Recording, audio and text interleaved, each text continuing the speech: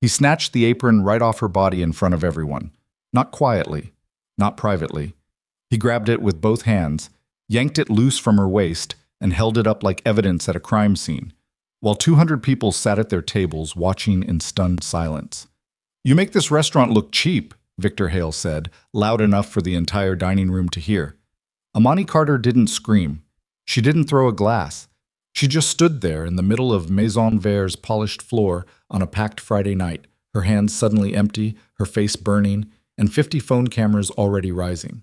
If that happened to you, if someone stripped away your dignity in front of a room full of strangers, what would you do?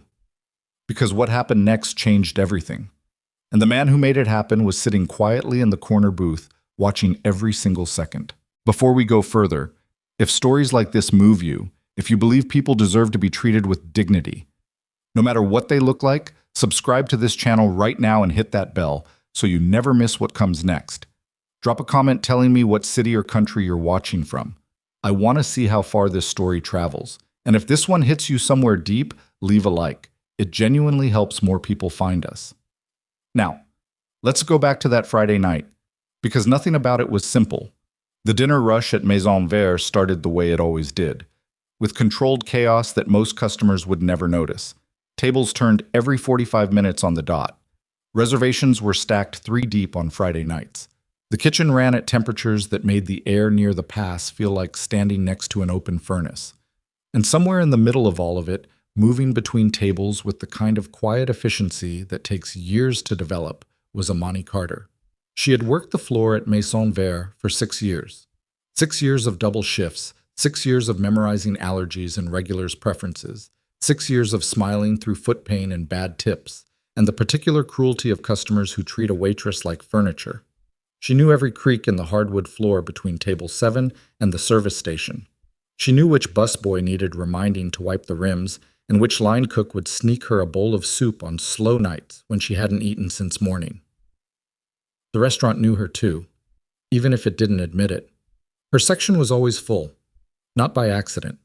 Guests requested her by name, wrote about her in reviews, came back specifically because of the way she remembered that Mr. Delacroix took his coffee without sugar since his wife passed, or that the young couple in the corner booth were celebrating something they hadn't told anyone yet and deserved to feel seen. Amani had a gift, not a performance, not a trick, a genuine attentiveness that most people in service forget is even possible after the 3rd or 4th year on the floor. But gifts don't always protect you. Sometimes they just make you more visible when the wrong person is looking. Victor Hale had been promoted to regional floor manager 8 weeks earlier. Before that, he had managed a smaller location in Naperville, where, according to the 2 people Amani knew who had worked under him, the staff turnover was so high they once went 3 Saturdays in a row without a full crew. Nobody at corporate seemed concerned. Victor dressed well. Victor talked well. Victor had the particular talent of making upper management feel comfortable, which in the restaurant business, in most businesses, tends to matter more than whether the people actually doing the work can stand to be in the same room with you. Amani had clocked him from day one, not out of malice. She wasn't the type to prejudge. But there was something in the way Victor looked at the floor during his first walkthrough, not at how the tables were set or whether the lighting was right or whether the service flow made sense, but at the people, at the servers, at who was carrying what and how they looked carrying it. His eyes moved like a casting director, not a manager. And when they landed on Amani, they stayed a half-second too long before moving on with no expression at all. She told herself she was imagining it. She was not imagining it. The first real signal came 3 weeks in during a Thursday night service. Victor had started making what he called floor notes, small corrections he'd deliver verbally to staff between tables. Most of them were standard enough. Stand up straighter. Don't linger. Check your uniform. But the frequency with which those notes found their way to Amani and the specific texture of them started to feel like something else. "The apron's pulling a little on one side," he said to her once, while she was mid-step toward a table. "Might want to adjust." There was nothing wrong with the apron. Another time, "Guests have mentioned the energy in your section feels a little heavy. Try to keep it lighter." Not one guest had said this. She knew, because she asked. Carefully, casually, the way you do when you're not sure you have grounds to be angry, but something is sitting wrong in your chest and you need to check. The guests loved her section. They always had. But here's the thing about sustained low-level targeting. It is designed to make you doubt your own perception before anyone else does. Every small comment creates a layer of uncertainty. Was that about my work or about me? Am I being too sensitive? Maybe I should just adjust and move on. And for 6 weeks, Amani did exactly what decades of navigating professional spaces as a plus-size black woman had trained her to do. She absorbed it, translated it into motivation, and worked harder.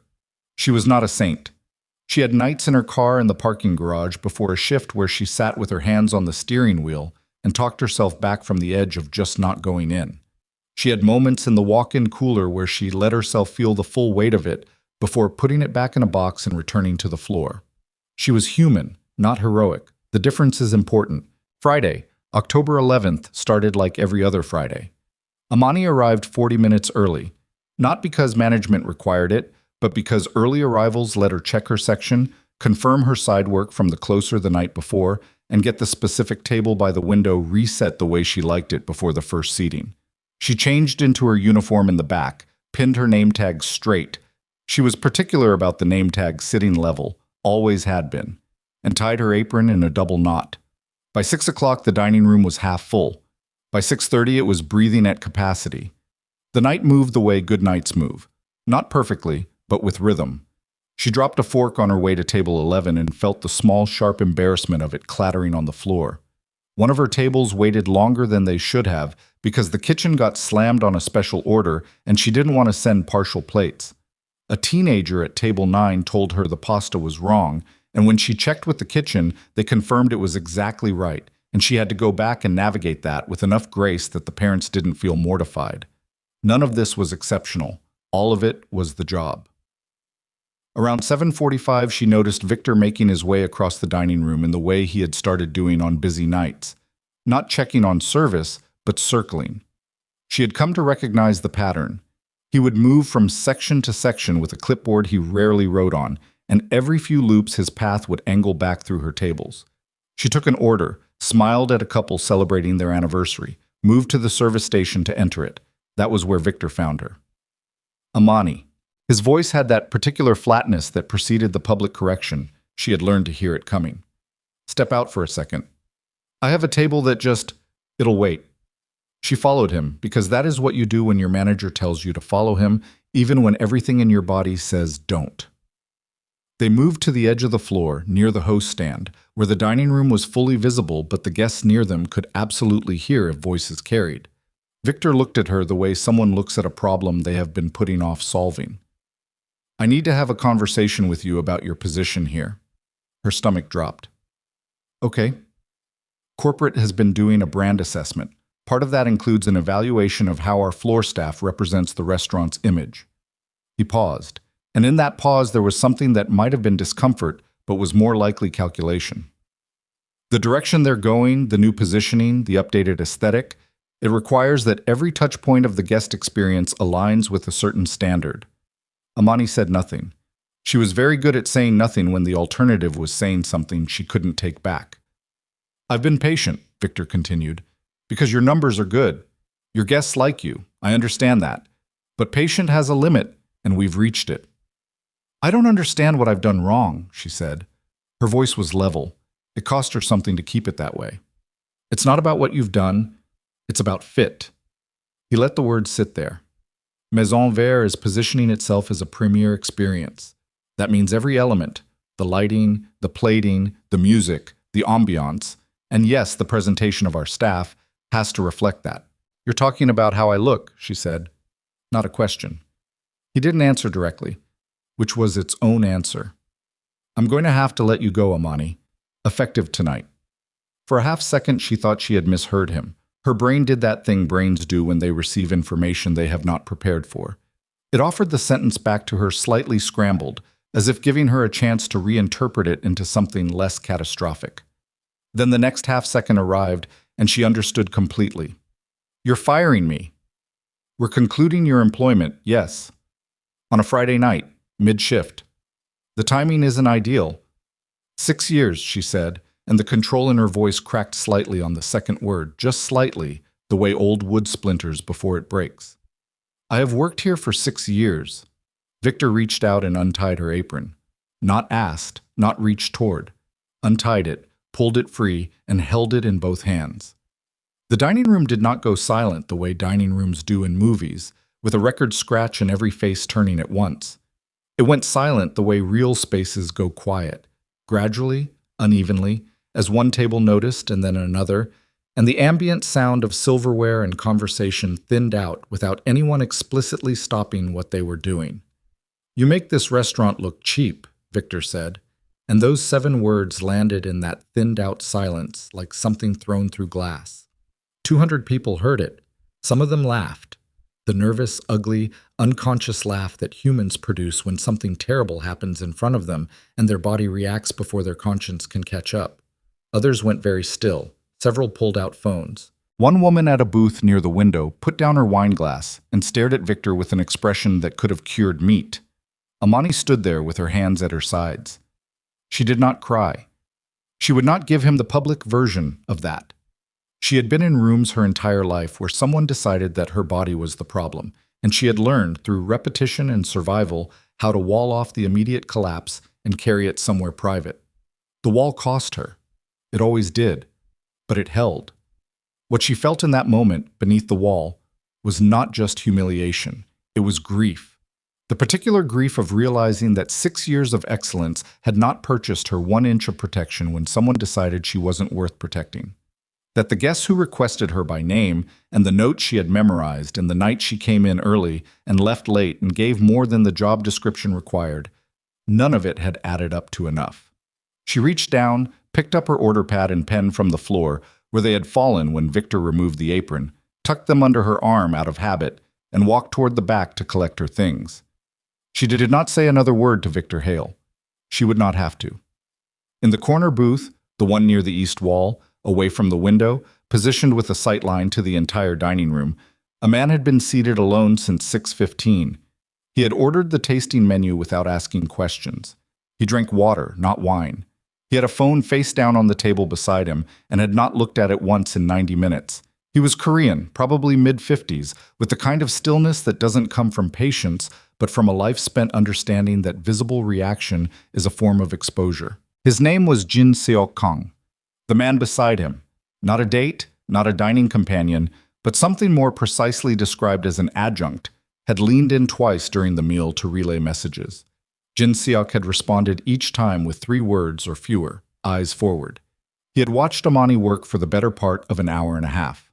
Not with interest, not with attraction, with attention. There is a difference. He watched the way she moved between tables, the economy of it, the way she calibrated herself to each guest without appearing to shift gears, warm with the elderly couple, efficient with the businessmen, playful but not patronizing with the family at the big round table near the wall. He had been in enough rooms with enough people who moved through them professionally to know the difference between someone doing their job and someone with a genuine instinct for it. He watched Victor Hale circle the floor. He watched the path of the circles. When Victor led Amani to the host stand, Jin Seok set down his fork. Not dramatically, not as a statement, he simply stopped eating and watched. He watched Victor remove the apron. He watched the dining room respond. He watched Amani's face. When she turned and walked toward the back, Jin Seok turned to the man beside him, his assistant, David Cho, who had been with him for 11 years and had learned to read the particular quality of his employer's silences, and said 4 words. "Who owns this chain?" David already had his phone out. "Meridian Hospitality Group, publicly traded, Chicago-based. Current valuation is—" "Buy it," Jin Seok said. David looked up. "All of it?" "Tonight." David understood that this was not an impulsive statement. Jin Seok Kang did not make impulsive statements. In 11 years. David had watched him make decisions that moved hundreds of millions of dollars with less visible deliberation than most people applied to choosing a restaurant, which was, ironically, where they currently sat. David stepped away from the table and made a phone call. Jin Seok picked up his fork and returned to his meal. Outside, Amani Carter walked into rain that had started while she was still on the floor. She had no umbrella. She had not checked the weather that morning because she had been running late because her mother's home health aide had called in sick, and she had stayed an extra 2 hours making sure everything was set before she left. She stood on the sidewalk outside Maison Vert with her coat half zipped and her order pad still tucked under her arm. And the rain came down on all of it, and she let it, because at that particular moment, the sensation of cold water on her face was the most honest thing happening in her life. She had $214 in her checking account. Rent was due in 9 days. Her mother's prescriptions cost more than they should, and the insurance fight she had been in for 3 months over one of them was still unresolved. And the part-time job she had given up 18 months ago to take the extra shifts at Maison Vert was already filled, and she had checked twice because for a brief period earlier that year, she had thought about going back. None of this was Victor Hale's problem. All of it was hers. She stood in the rain for 4 minutes. She would not have been able to tell you that, but it was 4 minutes exactly. And then she pulled out her phone and called her mother. Not to tell her what happened, just to hear her voice. Just to anchor herself to something real before the practical panic of what comes next could fully arrive. Her mother answered on the second ring, the way she always did. "Baby, you done early?" "Little bit," Amani said. Her voice was steady. Her eyes were not. "You sound tired," her mother said, with the unerring maternal accuracy that does not require visual confirmation. "I'm okay, Mama." She was not okay. But she would figure out how to be, because that is what she did, had always done, would continue doing until something shifted or something broke, or in the rarest of outcomes, something changed. She did not know, standing in the rain outside the restaurant that had just thrown her out, that something was already changing. She did not know that 2 blocks away, in a black car idling at a light, a phone call had already been made that would alter the ownership of the company that employed Victor Hale. She did not know that the quiet man in the corner booth had spent 11 minutes of his dinner watching her work, and that what he had concluded in those 11 minutes would cost him more money than most people see in a lifetime. She did not know any of it. All she knew was the rain and her mother's voice, and the fact that tomorrow she would wake up and start over, because that was the only direction she had ever known how to move. In the dining room behind her, through the glass, Victor Hale was already talking to the host about the rest of the night's reservations. He was smiling. The rain didn't let up. Amani stood outside for another few minutes after she got off the phone with her mother, long enough for the cold to work its way through her coat and settle somewhere in her shoulders. She had told her mother she was tired. That was the word she used. Tired. Not fired. Not humiliated in front of 200 strangers on a Friday night. Tired. Because her mother had a heart condition and a medication fight still unresolved and did not need to spend the night worrying, and Amani had been making those kinds of editorial decisions on her mother's behalf for so long it barely registered as a choice anymore. It was just reflex. Protect her first, fall apart later, somewhere private. She walked 3 blocks to the parking garage, took the elevator to the 4th floor, sat in her car, and did not start the engine for 11 minutes.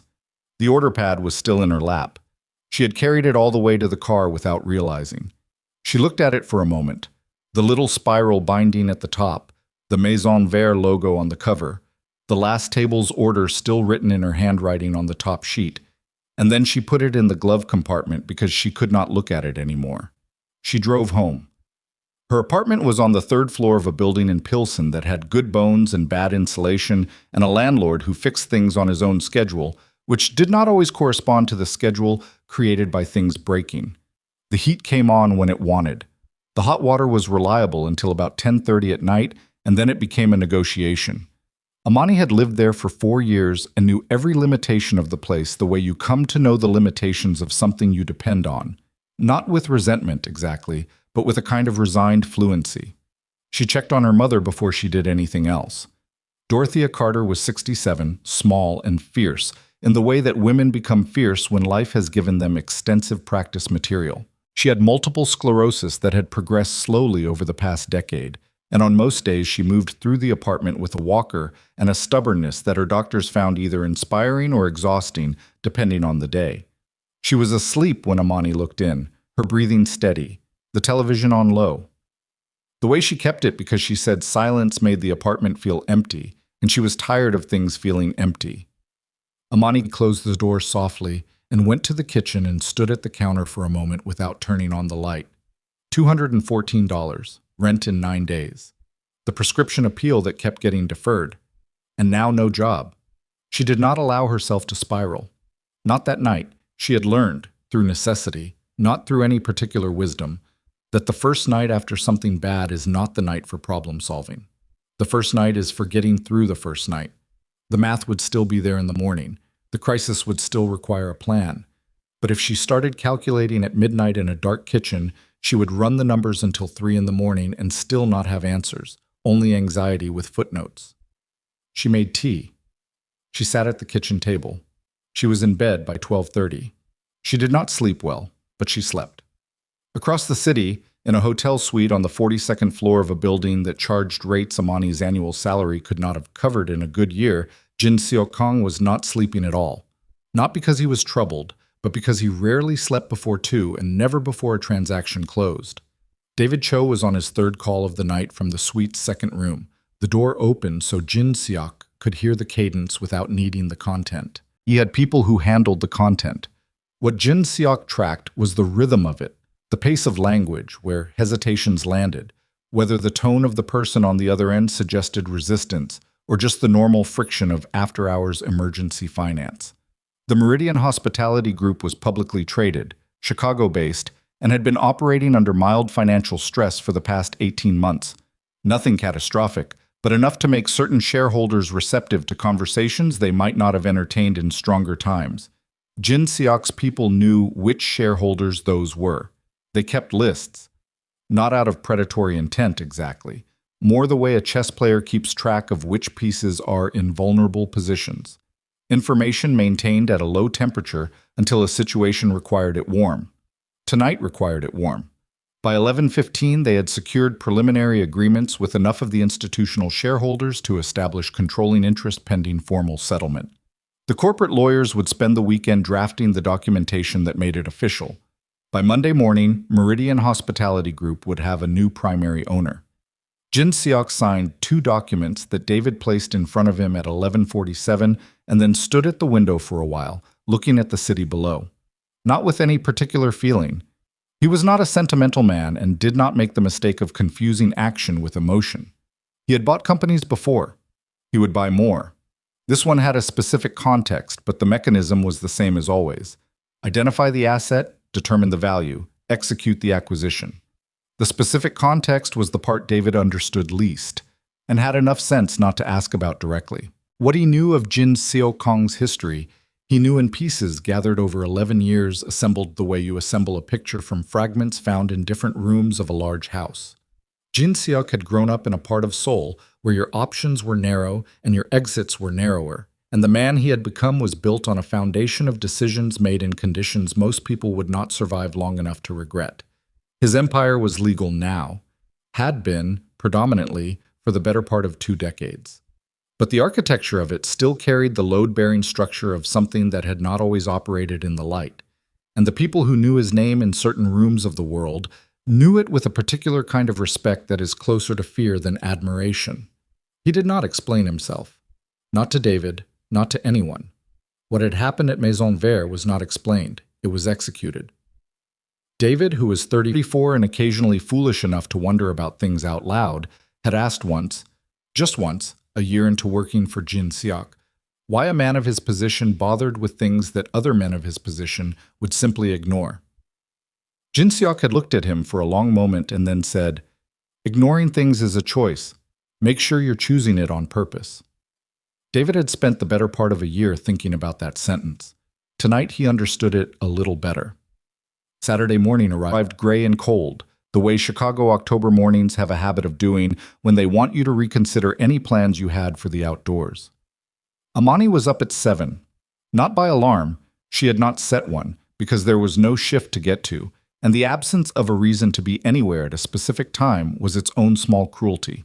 Her body simply woke her at 7 the way it always did, from 6 years of the same schedule, and then lay there for a few minutes while her brain finished the process of remembering everything. She made coffee.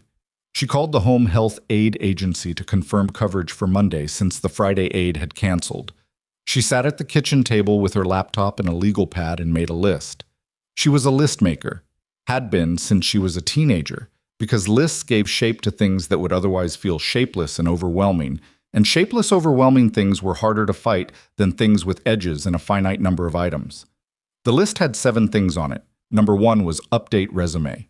Number 2 was call Keisha, because Keisha worked at the Marriott downtown and had mentioned 3 months ago that they were always looking for experienced floor staff. Numbers 3 through 7 were progressively harder to look at. She called Keisha at 9:15. Keisha answered on the fourth ring, sleepy and slightly suspicious, because nobody called on a Saturday morning with good news. "It's me," Amani said. "I need a favor." "What happened?" "Got let go last night." A pause. Then, "Victor?" Keisha had heard about Victor. Amani had mentioned him twice in the past month, in the careful, hedged language of someone who is not yet sure they have the standing to call something what it is. "Yeah. That man is a problem," Keisha said, and her voice had woken up fully now, the sleepiness burned off by something more focused. "What reason did he give?" "Image." Amani said it flat. One word, another pause, longer. "Amani. I know." "That's not—" "I know what it is, Keisha. I need to know about the Marriott position." Keisha understood, because she was a good friend and had known Amani for 9 years, that the most useful thing she could do right now was not to go deep on the injustice of it. That conversation would happen, later, over food, with enough time set aside to actually hold it. Right now, Amani needed practical traction, and Keisha knew how to give that. "Let me make a call Monday morning. Their dining services manager owes me one. You'd probably start lower than what you were making, but that's fine, whatever they have." "Okay." A beat. "You good?" "I'm working on it." "Your mama know?" "Not yet." "Don't wait too long. She's going to find out anyway, and she'd rather hear it from you." "I know." "And Amani, document everything. Whatever Victor said, whatever he did, however it went down. Write it all while it's fresh." She had not thought about that. She should have thought about that. She added it to the list, number 8, and underlined it twice. They hung up. Amani wrote for 40 minutes. Everything she could remember, in sequence, with dates where she could attach them. The floor notes. The comments. The specific words he had used at the host stand. The apron. The 7 words. She wrote it all down and then saved it in 2 places because she was nothing if not practical. She did not know yet why it would matter. But it would. Victor Hale woke up Saturday feeling like a man who had done the thing that needed doing. This was the specific quality of his self-assessment. Not good exactly, because Victor was not an introspective enough person to distinguish between good and justified, but settled. The way you feel when a problem you have been managing quietly finally gets a visible resolution. He had been building toward Amani's termination for weeks. The corporate brand assessment was real enough. There had been a memo, he had not fabricated it. But the memo's language was vague enough to be interpreted in a dozen directions, and Victor had chosen the direction that served the conclusion he had already arrived at before the memo existed. He had done this before. Not always with such a public execution. Friday night's approach had been impulsive in a way he would not fully reckon with until later. But the underlying pattern was not new. Victor had a talent for finding the language that made his preferences sound like policy, and he had exercised that talent across 3 management positions before arriving at Maison Vert. 2 of the people he had terminated at previous locations had filed complaints. Neither complaint had resulted in anything that affected his trajectory, which had taught him something that was unfortunately not a lesson. He spent Saturday morning at his apartment, drank 2 cups of coffee, responded to a few texts from colleagues who had been on the floor Friday night. Most of them were somewhere between supportive and carefully neutral, people good at reading rooms and not yet sure which wall to put their back against. One text, from a floor supervisor named Marcus, who had been at Maison Vert for 4 years and had watched the whole thing happen from 20 feet away, said only, "That was messed up, man."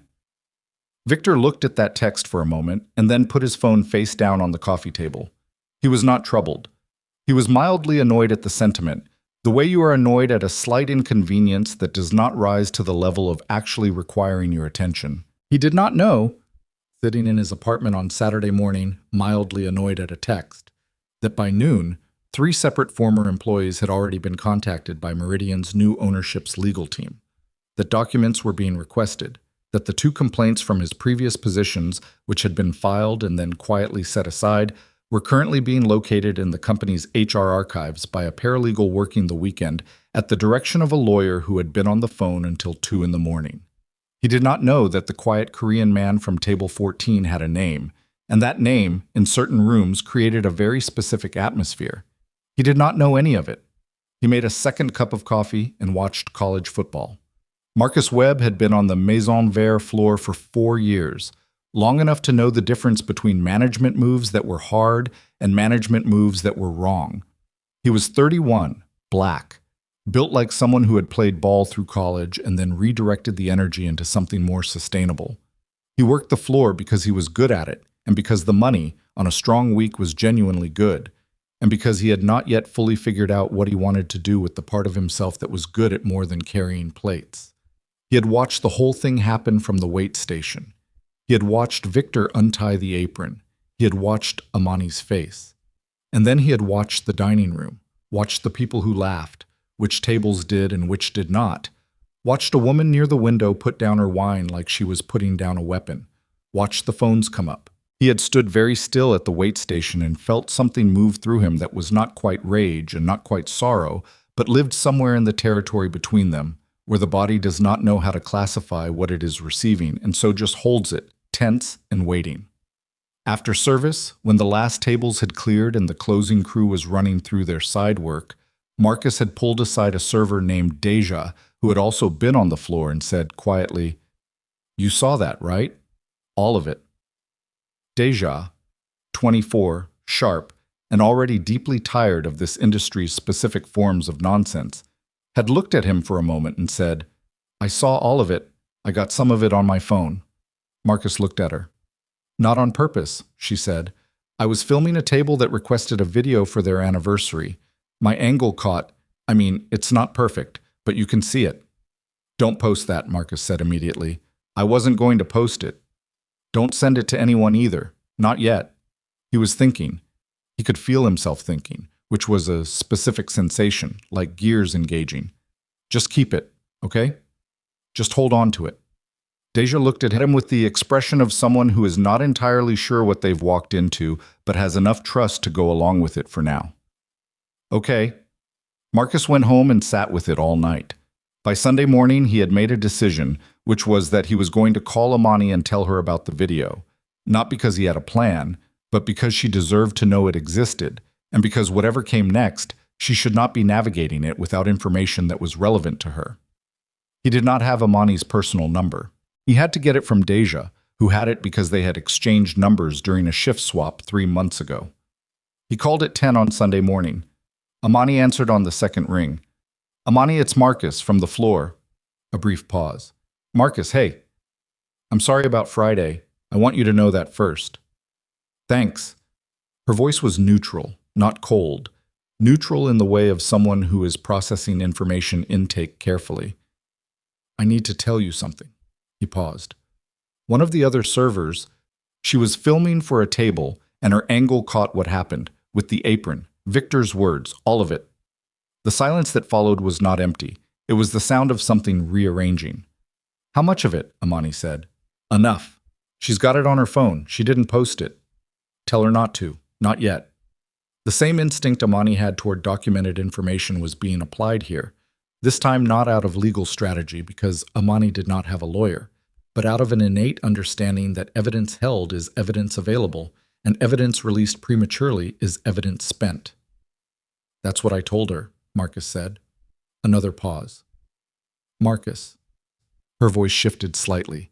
Something in it, not quite gratitude, but the specific warmth of being seen by someone when you expected to be invisible. "Why are you doing this?" He thought about that for a second. "Because what happened was wrong, and I stood 20 feet away from it and didn't say a word. The least I can do is make a phone call." She did not respond immediately. When she did, she said, "Keep the video safe and tell Deja thank you." "I will." A beat. "You going to be okay?" "Hey, I'm going to figure it out," she said, which was not the same thing. But it was what she had. Monday morning came in cold and official. Victor arrived at Maison Vert at 9 a.m. for what was listed on his calendar as a standard weekly management check-in with the regional team. He was 7 minutes early, which he considered a professional virtue, and he stopped at the host stand to review Saturday's numbers while he waited for the others to filter in. The dining room was quiet. Pre-lunch prep was happening in the kitchen. 2 servers were setting tables in the far section, moving through the work with the automatic efficiency of people who have done it so many times, the body does it without consulting the mind. At 9:12, the regional administrative coordinator, a woman named Sandra, who had been with Meridian for 11 years and who Victor considered reliable, came to the host stand with an expression he did not immediately know how to read. "Victor, there's been a change to this morning's meeting." "What kind of change?" "Location. They want you at headquarters instead of here." He looked at her. "Corporate headquarters?" "Yes." "Who called it?" Sandra handed him a printed email. He looked at it. The sender line said Meridian Hospitality Group, Office of New Ownership, which was a department name he had never seen before, and the body of the email was brief enough to be read in 5 seconds. "All regional managers are requested to report to the executive boardroom at Meridian HQ at 10 a.m. Monday, October 14th. Attendance is mandatory." Victor read it twice. "New ownership?" he said. Sandra looked at him with an expression that was careful in a very specific way, the way of someone who knows something and has decided reasonably that her job is not to be the person who explains it. That's what the email says. He stood there at the host stand for a moment. In his chest, something shifted. Not alarm, not yet, because Victor was not yet in possession of enough information to be alarmed by the right thing. What he felt was more like the low-frequency unease of a situation that has moved outside his control before he had a chance to manage it. "Fine," he said. He handed the email back to Sandra. "I'll head over." He arrived at Meridian headquarters at 9:52 and found 3 other regional managers already in the lobby. Gary, who handled the North Loop locations, was standing with his arms crossed and his jaw working. Denise from the suburban portfolio was on her phone but looked up when Victor came in and gave him the specific look of someone who has been exchanging glances with other people all morning and has not yet found a face that offers reassurance.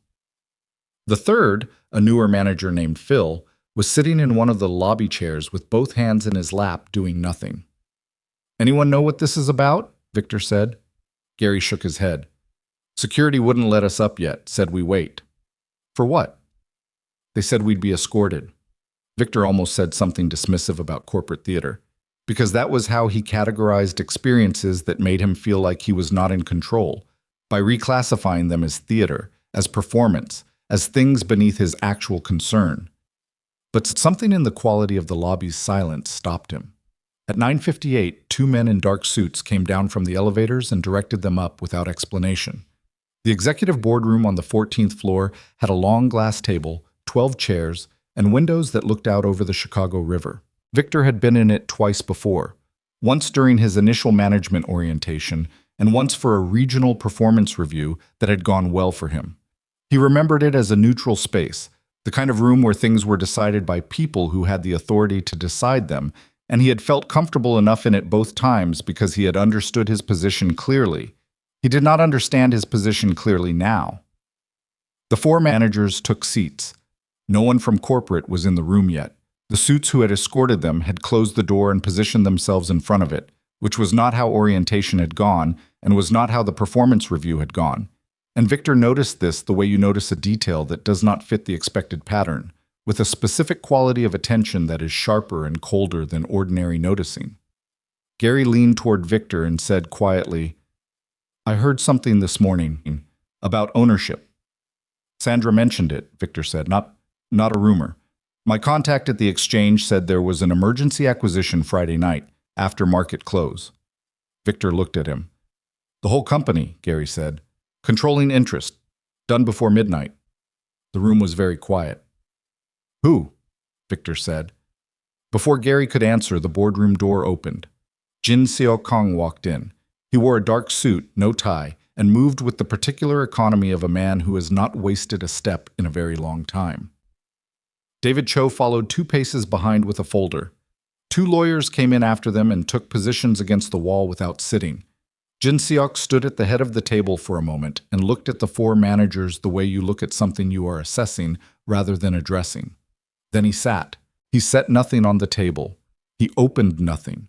He simply looked at them with the full, unrushed attention of a man who has already made every decision that matters in this room and is now simply present for the execution of them. "Gentlemen," he said, and then, "Ms. Carver." A nod toward Denise. Nobody spoke. My name is Jin Seok Kang. As of Sunday evening, I am the controlling shareholder of Meridian Hospitality Group. He paused, not for effect. He did not seem interested in effect, but because he was precise, and precision includes proper spacing. I want to show you something before we discuss anything else. David opened the folder, removed a single-page document, and slid it to the center of the table where they could all see it. A printed screenshot of the security camera footage log for Maison Vert, Friday, October 11th. Timestamped and labeled. Then a laptop opened on the table and the screen connected to the room's display system. The footage began to play. Victor watched himself cross the dining room floor. He watched himself lead Amani to the host stand. He watched himself, and the thing about watching yourself on security footage is that it strips away intention, strips away self-narrative, strips away everything except what you actually did in the physical world. He watched himself reach out and untie her apron. He watched himself hold it up. He heard himself from the room's speakers at normal volume in a room that was completely silent.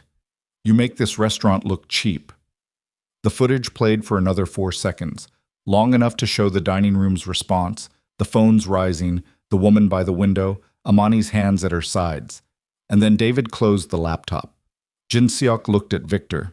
I was at table 14, he said. The quality of silence in a room can change without anyone moving. This silence changed. Victor's mouth opened slightly and then closed. Something was happening in his face.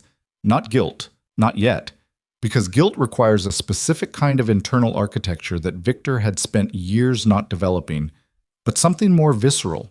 The recognition of a situation from which there is no reframe available. The moment when the room you thought you were managing turns out to be a room someone else built, and you have been standing in it without knowing. I'd like to hear your explanation, Jin Seok said. His voice was level. Not cold, precisely. Level. The temperature of a man who does not need to perform anger because anger is not the point. Victor opened his mouth, and then made the mistake that would define everything that followed. The company has a brand standard, he said. I was implementing policy. Jin Seok looked at him for a long moment. Then he said, Mr. Cho. David opened a second document and placed it on the table. A printed summary, 8 pages, of the complaints, incidents, and personnel actions associated with Victor Hale across 3 management positions and 6 years. 2 formal discrimination complaints. 7 personnel terminations flagged as potentially policy violating by HR and then closed without action. A pattern documented across locations, across years, across faces that were mostly not the faces that Victor Hale considered to represent a brand standard.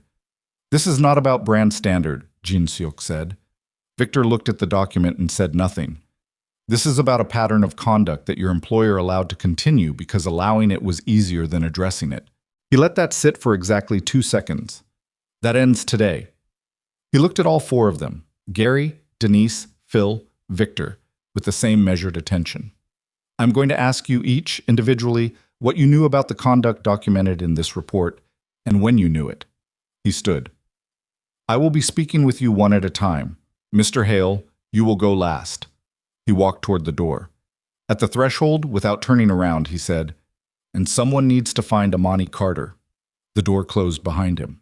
Victor sat at the glass table with a document in front of him and 4 seconds of security footage still playing behind his eyes, and the specific, nauseating clarity of a man who has just discovered that the company he thought he was protected by now belongs to the man he wronged in front of 200 witnesses on a Friday night.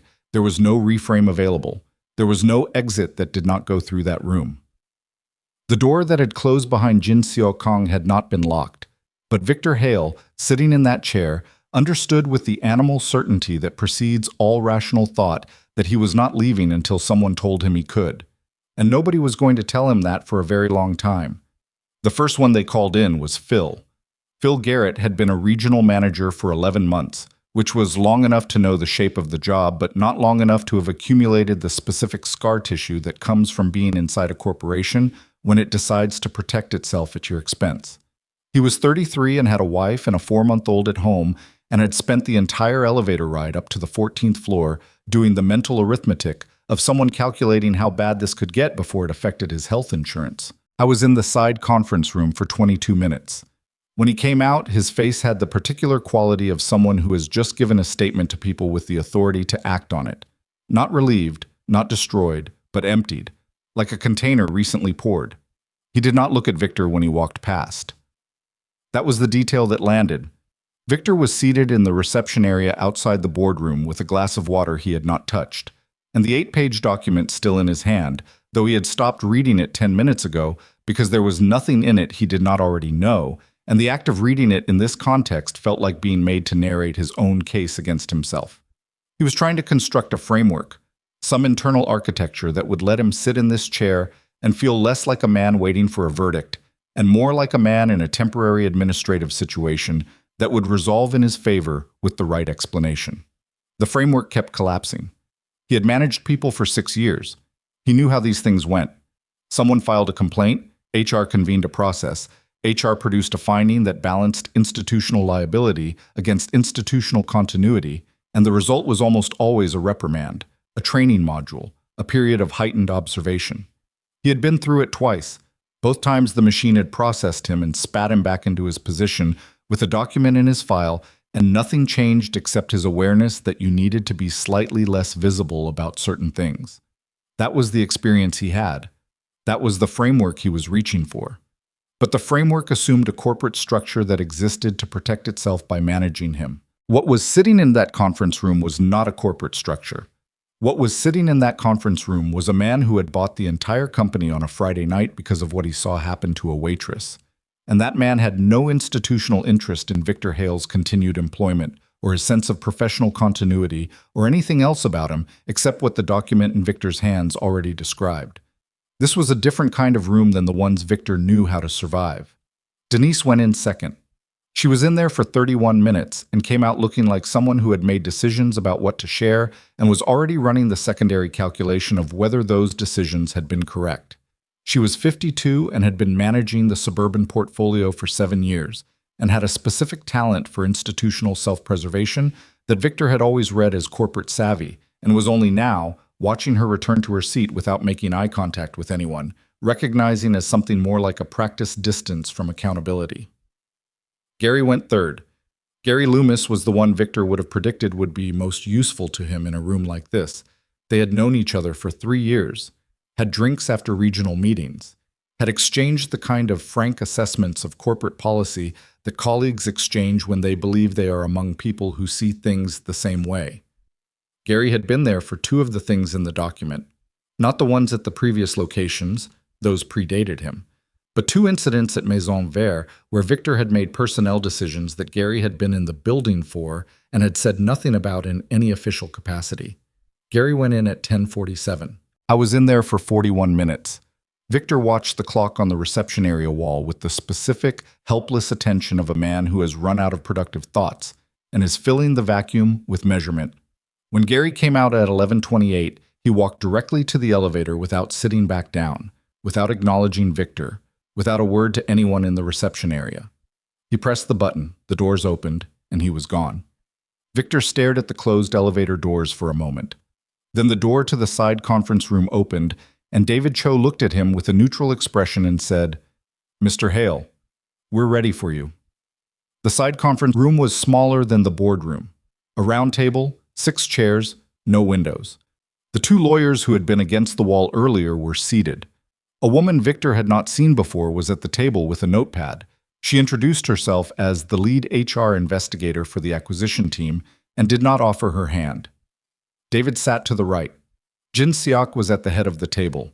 He looked exactly as he had looked in the boardroom, composed, unhurried, present in the specific way of someone who has nowhere else to be because this is precisely where they intend to be. Victor sat. "Mr. Hale," Jin Seok Kang said, "I want to be straightforward with you." "I'd appreciate that," Victor said. He had decided in the reception area that his posture in this room would be professional cooperation. Measured. Neither defensive nor excessively conciliatory. The posture of a manager dealing with a process. The footage from Friday night has been reviewed by our legal team. Jin Seok Kang did not look at a document when he said this. He looked at Victor. "The statements taken this morning from your colleagues have been reviewed. The personnel records from your previous positions at Meridian's portfolio have been reviewed, along with the 2 formal complaints that were filed and closed without corrective action. He paused. I'm going to ask you to tell me, in your own words, why Ms. Carter was terminated. Victor had prepared for this question. The company has been undergoing a brand realignment. Part of that process involves ensuring that the guest-facing presentation of our staff, Mr. Hale. The interruption was quiet. It was not loud, and it was not rude, and it was more effective than either because it stopped Victor's sentence in the middle of a word and then left silence in its place. I was at table 14, Jin Seok said again. The same words he had used in the boardroom, the same tone, but the repetition gave them a different weight. The weight of a man who is telling you he witnessed something and would like you to reckon with that before continuing to explain it away. Victor adjusted his approach. I understand that what happened Friday evening the execution was not ideal. In retrospect, a Friday night service was not the right context for... Were you aware, the HR investigator said, looking at her notepad, that Ms. Carter had the highest guest satisfaction rating in her section for 5 of the 6 years she was employed here? Victor stopped. Were you aware, she continued, not looking up, that she received 3 commendations from previous management in the 12 months before your arrival? I was aware of her numbers, yes. Then help me understand the basis for the brand assessment conclusion that she didn't meet presentation standards. Victor felt the chair under him in a way he had not felt it before, as a physical object in a physical room, solid and specific and not going anywhere. He felt his hands on the table. He felt the temperature of the room, which was neither warm nor cold, but which he was suddenly acutely aware of. The brand standard applies to multiple factors, he said. Performance metrics are one component. Physical presentation is another. The word physical landed in the room and did not disperse. It sat on the table between them. Physical presentation, the investigator said, writing something down. That's correct. Jin Seok had not moved.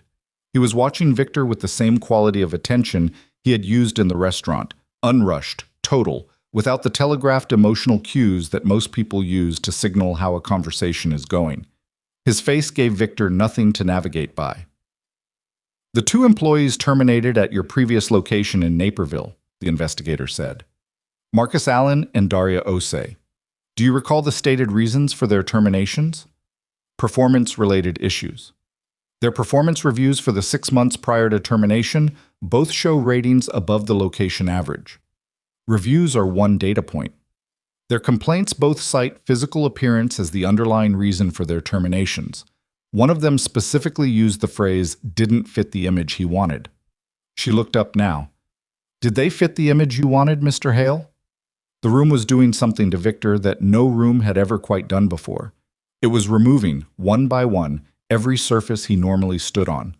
The professional language surface, the policy framework surface, the corporate protection surface. Each one located and taken away in sequence, with the methodical patience of people who had done this before and knew exactly where each one was hidden. He said, I reject the characterization that my decisions were based on anything other than professional standards. Your professional standards, Jin Seok said, his first words in several minutes, produced a floor staff across 3 locations that became progressively less diverse in appearance after your arrival and progressively more homogeneous in a very specific direction. He said this without inflection, as a statement of documented fact. That pattern has a name. I think you know what it is. Victor's jaw tightened. I would advise against making accusations that... I'm not accusing you, Jin Seok said. I'm describing what the documents show. There is a difference. A pause. I am also telling you that I have spoken this morning with each of your colleagues and that the picture assembled from those conversations is consistent with the picture assembled from the documents. The implication of this arrived with the slow, cold inevitability of water rising in a sealed room. Gary, who had drinks with him after regional meetings and exchanged frank assessments of corporate policy and had been in the building for 2 of the incidents in the document and had said nothing in any official capacity. Until this morning, in a side conference room on the 14th floor, when Gary had been in there for 41 minutes and walked directly to the elevator without looking at anyone. What did Gary say? Victor said. The words came out before the filter caught them, and in the half second after he said them, he understood that saying them was a mistake, because asking what Gary said confirmed that there was something Gary could have said and that he knew what it might be. Jin Seok looked at him. "That question," he said, "tells me everything I needed to know." He stood. "Mr. Hale, your employment with Meridian Hospitality Group is terminated, effective immediately. The legal team will be in touch regarding the severance terms and the conditions attached to them." He looked at the lawyers, who both nodded without speaking. "I would encourage you to obtain independent counsel before signing anything." He said this without malice, without satisfaction. The way a judge reads a sentence, not because they enjoy reading it, but because it is the conclusion of a process and someone has to say it out loud. Victor stood too, because sitting while the room was standing felt worse than standing. "This is not over," he said, and then hated himself for saying it because it was exactly the kind of thing a man says when everything is, in fact, over and he has run out of better language. Jin Seok looked at him for a moment. Then he said quietly and without cruelty, "Yes, it is." He left the room. The lawyers stayed. Victor stood at the round table in the windowless room with 2 lawyers and an HR investigator and the 8-page document and the understanding, settling through him now in layers, each one colder than the last, that the machine he had always trusted to process him and return him to his position had been replaced on a Friday night by something that operated on entirely different principles. He had one thought, underneath all the others, that he would not have admitted to anyone in that room or outside of it. He thought about Amani Carter standing in the dining room with her hands at her sides. He thought about her face. He had told himself, in the construction of his framework, that she hadn't shown anything, that she had taken it without reaction, which he had read at the time as confirmation, in some grotesque internal logic, that the decision had been correct, that someone who mattered would have pushed back, would have made a scene. The fact that she had simply stood there, he had told himself, meant she understood on some level that this was the right outcome. What he understood now, standing in a windowless room on the 14th floor with his employment terminated and his pattern documented across 6 years and 3 locations, was that she had not been silent because she agreed with him. She had been silent because she was stronger than him. The distinction had not been available to him on Friday night. It was available to him now in the specific and useless clarity of consequences. Amani Carter did not know her phone was about to ring. She was in the kitchen of her apartment, on her 3rd cup of coffee, with her laptop open to a job listing site, and her legal pad beside her with 8 items on it, the 8th of which was still underlined twice.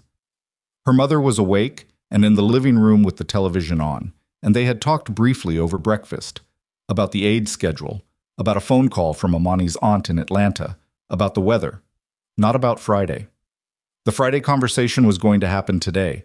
Amani had decided that over her 2nd cup of coffee. It was not a conversation she was looking forward to, but Keisha was right, and Dorothea Carter had a way of finding out things anyway, and it was better to be the one who said it first. Her phone buzzed on the counter. Unknown number, Chicago area code. She almost let it go to voicemail. She picked up on the 4th ring. "Ms. Carter?" The voice was a woman's. Professional, not warm, but not unfriendly. Precise. "My name is Helen Park. I'm the Director of Transition Management for the Meridian Hospitality Group Acquisition Team. I'm calling at the direction of Mr. Jin Seok Kang." Amani's hand tightened on the phone. "Okay. Mr. Kang would like to meet with you today, if you're available. At your convenience, he's prepared to work around your schedule." A long pause. Amani was doing something she rarely did. She was standing completely still, not moving to the counter or to the table or to the window, just standing in the middle of her kitchen with the phone at her ear and the coffee getting cold. "Why?" she said. "He'd prefer to explain in person, but I can tell you that it relates to your termination on Friday evening and that the meeting is entirely in your interest to attend." In your interest. The phrase was calibrated, careful enough to be honest, vague enough not to overpromise. Amani noticed the calibration. "Is this about a settlement?" she said. Direct. Because she had learned, in 34 years of being a person that certain institutions would prefer to manage rather than reckon with, that direct questions got cleaner answers than indirect ones. "It is not about a settlement," Helen Park said. "I can say that with confidence." "Then what is it about?" "Ms. Carter, Mr. Kang was at the restaurant on Friday evening.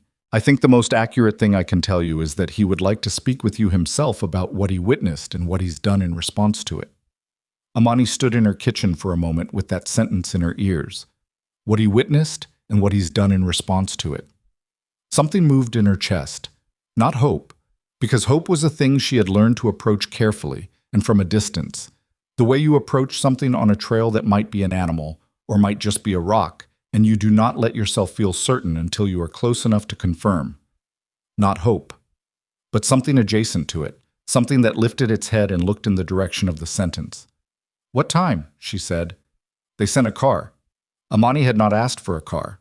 She had said she could take the L, and Helen Park had said, gently but firmly, that a car would be sent at whatever time she specified, and Amani had said 12:30, because that gave her enough time to talk to her mother and still be back before the afternoon aid shift ended. The conversation with her mother happened in the living room with the television turned off, which was its own signal of seriousness. Dorothea Carter only turned the television off when she needed to use all of her attention on one thing. Amani told her. All of it. Not the sanitized version she had been constructing since Friday night. Not the tired version from the phone call, but the actual version. The 6 weeks of floor notes. The conversation at the host stand. The apron. The words. The room full of people. The phones.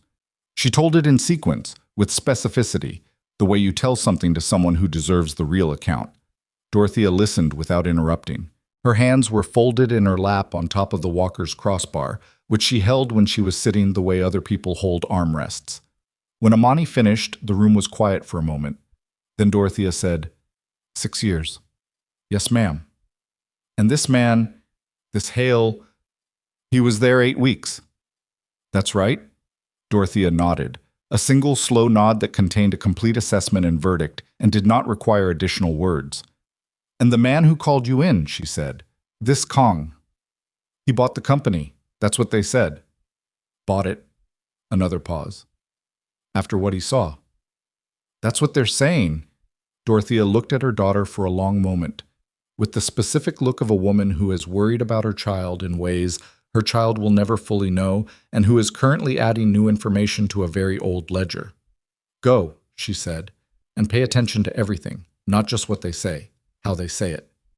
Amani nodded. She knew this already, but it was useful to hear it from outside herself. The car was a black sedan, clean, driven by a man who offered his name as Thomas, and did not make conversation beyond confirming the destination. Amani sat in the back and watched the city move past the window and did not let herself run scenarios. She was saving her mental capacity for the actual situation rather than spending it on the imagined one, which was a discipline she had developed over years of navigating rooms that could go multiple directions and had learned to enter with as much of herself intact as possible. They arrived at Meridian headquarters at 12:58. Helen Park met her in the lobby, mid-40s, Korean American, efficient in the way of someone who manages complexity for a living and has gotten very good at making that look effortless. She shook Amani's hand and led her directly to the elevator without stopping at the security desk, which meant she had been expected and the access had been prearranged. 14th floor. Not the side conference room. The boardroom. Helen Park opened his door and stepped aside. The boardroom was not empty. Jin Seok Kang was at the head of the table. David Cho was to his right. The two lawyers were against the wall, and seated in chairs along the right side of the table were 5 people, 3 women and 2 men, who Amani did not immediately recognize but who all looked up when she came in. It took her 3 seconds. The woman in the second chair, 50-something, with close-cropped natural hair and a blazer she had clearly put on quickly over a shirt that suggested she had not expected to be called somewhere formal, was Renata Simmons, who had been a senior server at Maison Vert until 11 months ago. Amani had not known Renata well, but she had known her. They had worked adjacent sections for 2 years before Renata was let go. Victor had been at the location for 3 weeks when it happened. The stated reason had been a restructuring of the service team. The man beside Renata, early 40s, unfamiliar, was introduced briefly by Helen Park as James Okafor, formerly of the Meridian North Loop location. The others Amani did not know, but she understood what she was looking at. She was looking at a pattern. She was looking at the human documentation of what the 8-page report described in aggregate, the accumulated people, the collected exits, the terminations that had been processed individually by an institution that had never added them up. Jin Seok stood when she entered and gestured to the chair at the center of the table's left side. Not at the end, not subordinate, but placed with deliberateness across from where he was sitting. She sat. He looked at her with the same full attention he had used in every room that morning. "Ms. Carter," he said, "thank you for coming." "Thank you for the car," she said, because she was from a family where you acknowledged what people did for you, regardless of context. Something moved at the corner of his mouth. Not a smile exactly. The precursor to one held back by a man who did not smile easily but who recognized, when it arrived, something worth registering. "I want to explain why you're here," he said, "and then I want to hear from you. Not about what happened Friday. I have the footage. I was there. I don't need you to relive it for my benefit." He paused. "I want to hear about the 6 years before it." Amani looked at him.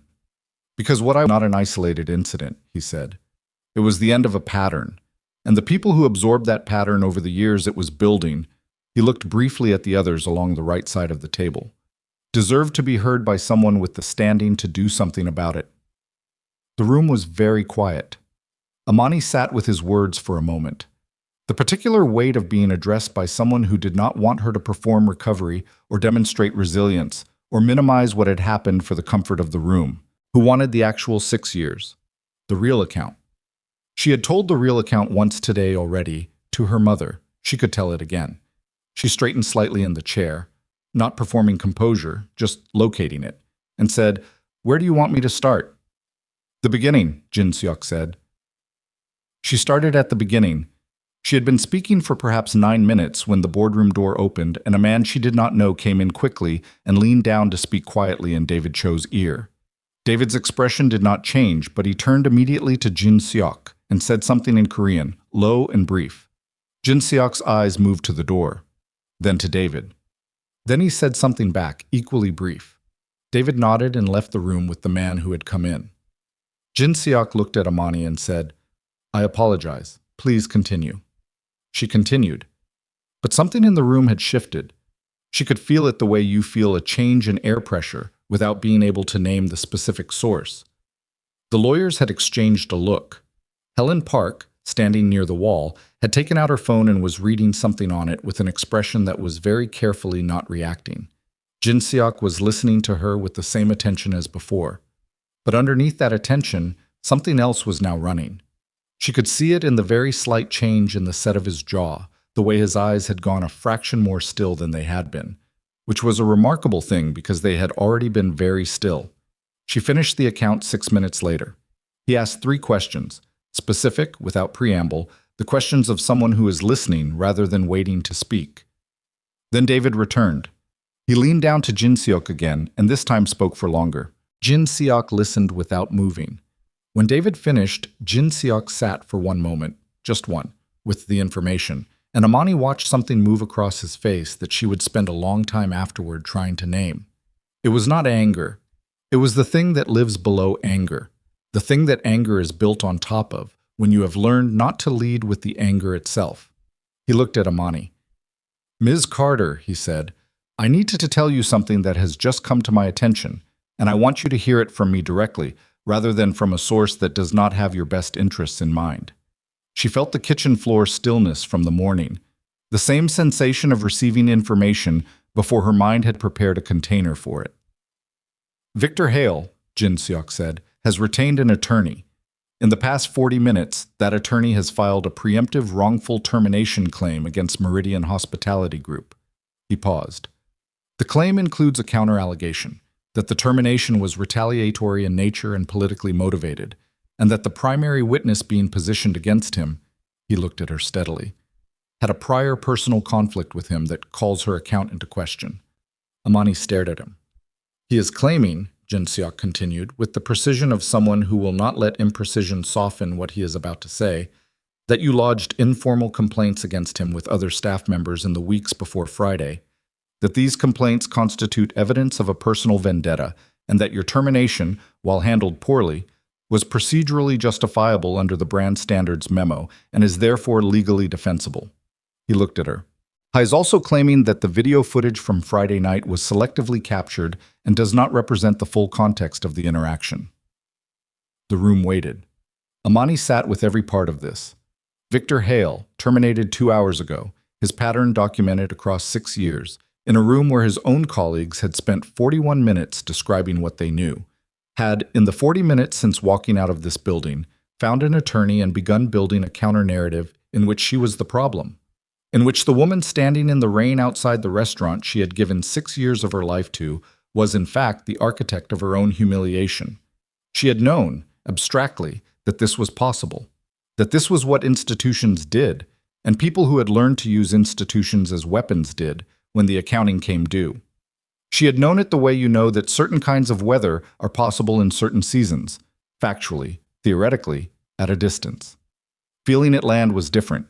She felt something close down in her chest, a specific constriction that was not grief and was not panic, but was the physiological response to the particular discovery that a system designed to handle this kind of thing has just been turned against you by the person it was supposed to handle. She looked at Jin Seok and said the only thing she could think of that was true and unembellished, and not a performance of any kind. He's lying. I know, Jin Seok said. Can he do this? Jin Seok was quiet for exactly 1 second. He can file the claim.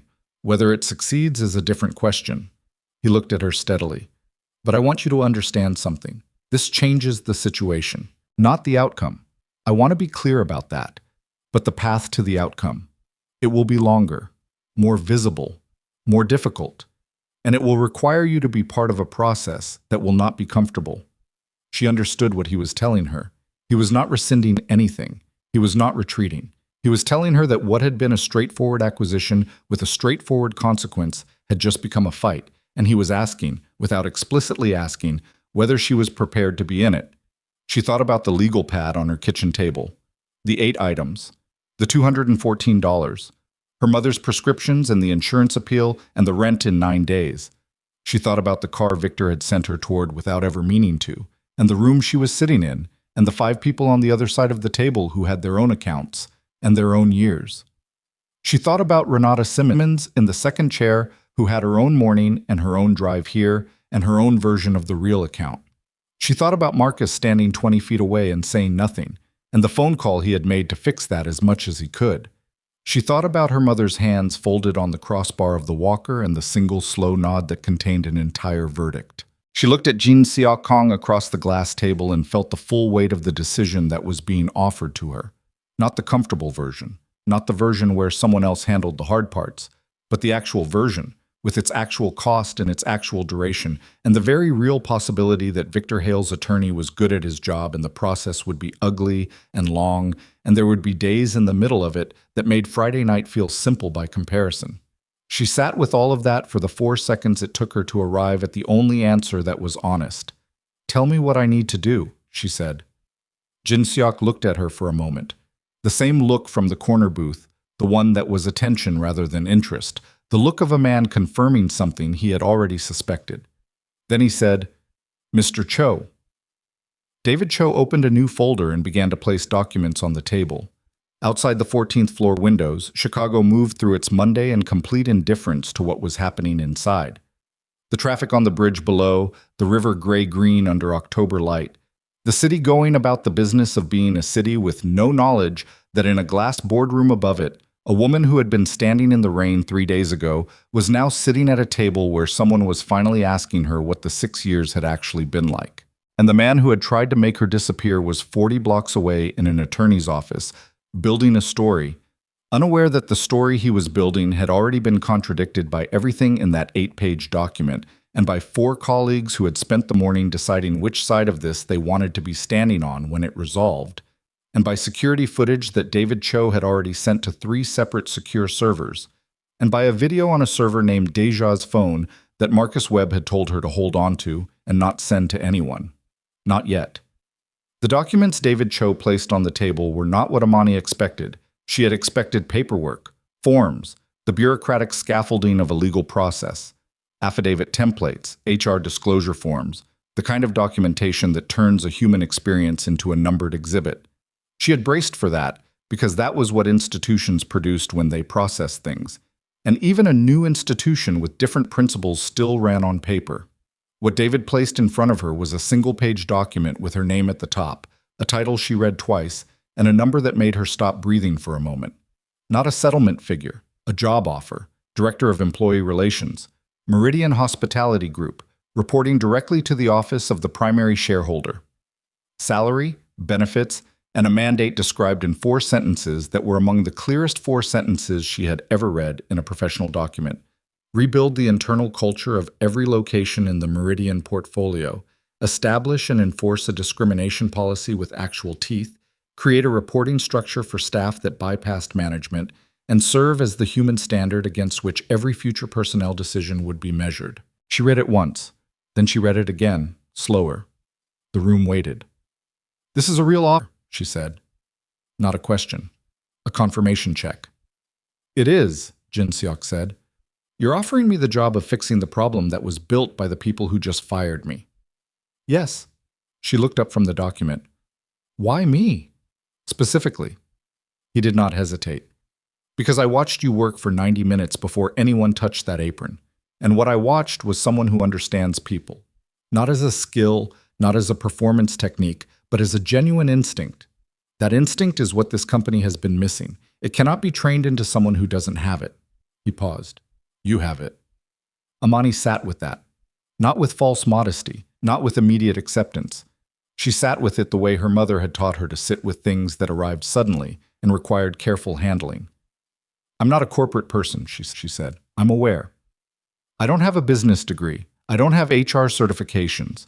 I have 6 years of carrying plates and knowing which guest needed what before they asked." "I know what you have," he said. "The certifications can be obtained. The instinct cannot." She looked at the document again. At the salary line. At the mandate in those 4 sentences. She thought about Victor Hale, 40 blocks away, in an attorney's office, building his counter-narrative. She thought about what it would mean to accept this. Not just the financial relief of it, not just the rent and the prescriptions and the aid schedule, but the larger weight of it. The fact that accepting meant she would be in this fight not as a witness called in to corroborate someone else's case, but as a principal. A named party with standing. A person with authority that Victor would have to reckon with directly. She thought about Renata Simmons in the second chair. She signed the document. Her hand was steady. She noticed that it was steady and was mildly surprised by it, the way you are surprised when your body decides to be calmer than your mind. Helen Park collected the signed document immediately, and the room shifted. Not dramatically, but perceptibly, the way a room shifts when something that was pending becomes decided. The lawyers exchanged a look that was professional acknowledgement rather than celebration. David made a note. Jin Seok looked at the signed page for one moment and then looked at Amani. "Welcome," he said. 2 syllables, no ceremony. "Thank you," she said. And then, because she needed to say it once and would not say it again, "For Friday." He looked at her steadily. "I didn't do anything for you on Friday. I made a business decision based on what I observed." A beat. The fact that it benefits you as well is a consequence of the decision, not the reason for it. She understood the distinction. She thought she might understand it better than he intended her to. "Okay," she said. "Good." He stood. "I need you in a room in 20 minutes. Victor Hale's attorney has requested an emergency mediation session. They are trying to establish a settlement conversation before any formal legal filing proceeds." Amani looked at him. That was fast. His attorney is experienced. He knows that a wrongful termination counterclaim against a new ownership that has already documented a 6-year pattern is not a strong position, and he is trying to create a settlement structure before the documentation becomes public record. A pause. "He will be aggressive. He will attempt to make you the center of the argument. I want you prepared for that."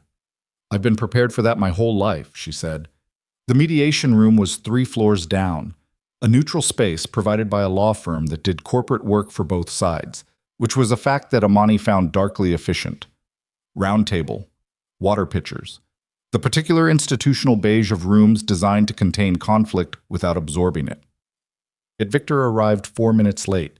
He looked different than he had on Friday night. On Friday he had been polished, pressed shirt, managed authority, the aesthetic of a man who believed in his own presentation as a professional virtue. Today he was wearing the same suit, but something in the construction of it had shifted. Not the suit itself. The person inside it. He looked like a man who had not slept and had not eaten much, and had spent the past 4 hours in conversations he had not been prepared for. And the cumulative effect of all of that was visible in the way he walked into the room. Still upright, still controlled, but the control was effortful in a way it hadn't been before. You could see it costing him. His attorney was a man named Richard Calloway, late 50s, silver-haired, the kind of expensive that announces itself in the quality of the watch and the specific lack of urgency in his movement. He had been in rooms like this many times, and it showed. He entered after Victor, took the chair to Victor's right, and placed a legal pad on the table without looking at anyone yet, the way chess players don't look at the board until they're ready to look at the whole board. Jin Seok's 2 lawyers were already seated. David Cho was against the wall. Helen Park was present. Amani sat to the left of Jin Seok's lead attorney, a woman named Claire Whitfield, who had told Amani in the hallway before they entered that she was going to let Calloway speak first, and to let him talk as long as he wanted, because people who were building weak arguments tended to build them out loud in rooms like this, and the more he said, the more they had. Amani had nodded. She understood the instruction. She was not going to be easy to manage in this room, but she was going to be disciplined. Calloway opened. "I want to start by acknowledging the obvious," he said, and his voice had the particular warmth of an expensive attorney who has learned that warmth is more disarming than aggression in the opening minute. The events of Friday evening were handled poorly. Nobody is going to contest that. The manner of Ms. Carter's termination was inappropriate in its public nature and its timing, and we are prepared to acknowledge that as a starting point. Claire Whitfield wrote something on her pad and said nothing. "What we are not prepared to acknowledge," Calloway continued, his voice shifting slightly, the warmth dialing back, precision dialing up, "is the narrative that has been constructed around my client over the past 24 hours. A narrative that takes a single event, however unfortunate, and retroactively characterizes an entire professional career as a pattern of discriminatory conduct." He looked at Whitfield. "The documentation your team has assembled is selective. The complaints on record were investigated and closed by the previous ownership. My client implemented policy as directed by corporate leadership that was, I would remind you, the same leadership that promoted him 8 weeks ago." Victor was looking at the table. His jaw was set. His hands were in his lap, and Amani could see, from her angle, that his right hand was gripping his left wrist. Not visibly, not in a way most people would notice, but she was sitting close enough, and she was the kind of person who noticed hands. "Furthermore," Calloway said, "my client has provided documentation indicating that Ms. Carter, who I understand has now been retained by the new ownership in a senior capacity, which I will note for the record is an extraordinary conflict of interest. She was hired this morning," Whitfield said, not looking up from her pad, "after she provided her account. The sequence matters." Calloway acknowledged this with a slight tilt of his head that was technically a concession but felt like a redirect. "The documentation my client has provided indicates that Ms. Carter made multiple informal complaints against him to other staff members in the weeks preceding the termination, complaints that were not formally filed, which suggests she was building a social case rather than a procedural one. This pattern of behavior—" "What complaints specifically?" Amani said. Whitfield put a hand briefly on the table, not on Amani's arm, not touching her, just a presence in her peripheral vision. A signal. "Let him finish." Amani let him finish. Calloway described 2 conversations, one with Marcus Webb and one with a server named Deja Williams, in which Amani had allegedly made statements characterizing Victor as targeting her for her appearance. He described these conversations as evidence of premeditation, of a setup, of a person who had decided before the Friday termination that Victor was a problem she was going to address by building a case rather than using official channels. The room was very quiet when he finished. Then Whitfield said mildly, "Are you describing Miss Carter's conversations with colleagues about a manager she believed was targeting her as evidence that the targeting didn't happen?" Calloway looked at her. "Because the alternative explanation," Whitfield continued at the same mild pace, "is that those conversations are exactly what they appear to be. A person telling people close to her that she was experiencing something in the weeks before it culminated publicly, which is what people do, which is actually consistent with the pattern documented in our report." She paused. But please, continue. Victor moved. A small shift in his chair. Barely perceptible. The kind of movement the body makes when it's trying to relieve a pressure it cannot name. His right hand had tightened on his left wrist. Amani watched his face. She had spent 6 weeks reading Victor Hale across a restaurant floor. She had spent 6 weeks learning the specific vocabulary of his expressions. The calculation, the contempt that he dressed as professionalism, the particular smile he produced for people he considered useful. She knew his face in the way you know the face of someone you have been watching out of necessity. What she saw now was something she had not seen before. She saw the thing underneath all the other things. Victor Hale was not a monster. This was, in some ways, the worst part of it. I was a man who had moved through his professional life prioritizing one kind of person over another kind of person, and the institutions that contained him had responded to this, not by correcting him but by promoting him, and each promotion had confirmed what he already believed, that his instincts were good, his judgment was sound, and the people he removed from his spaces were correctly removed. He had not been evil.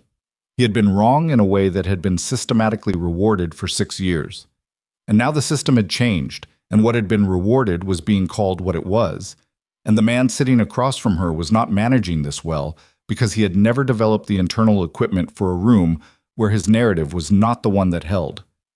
She felt something, not sympathy, because sympathy would be a step too far and she was honest enough with herself to know that, but recognition.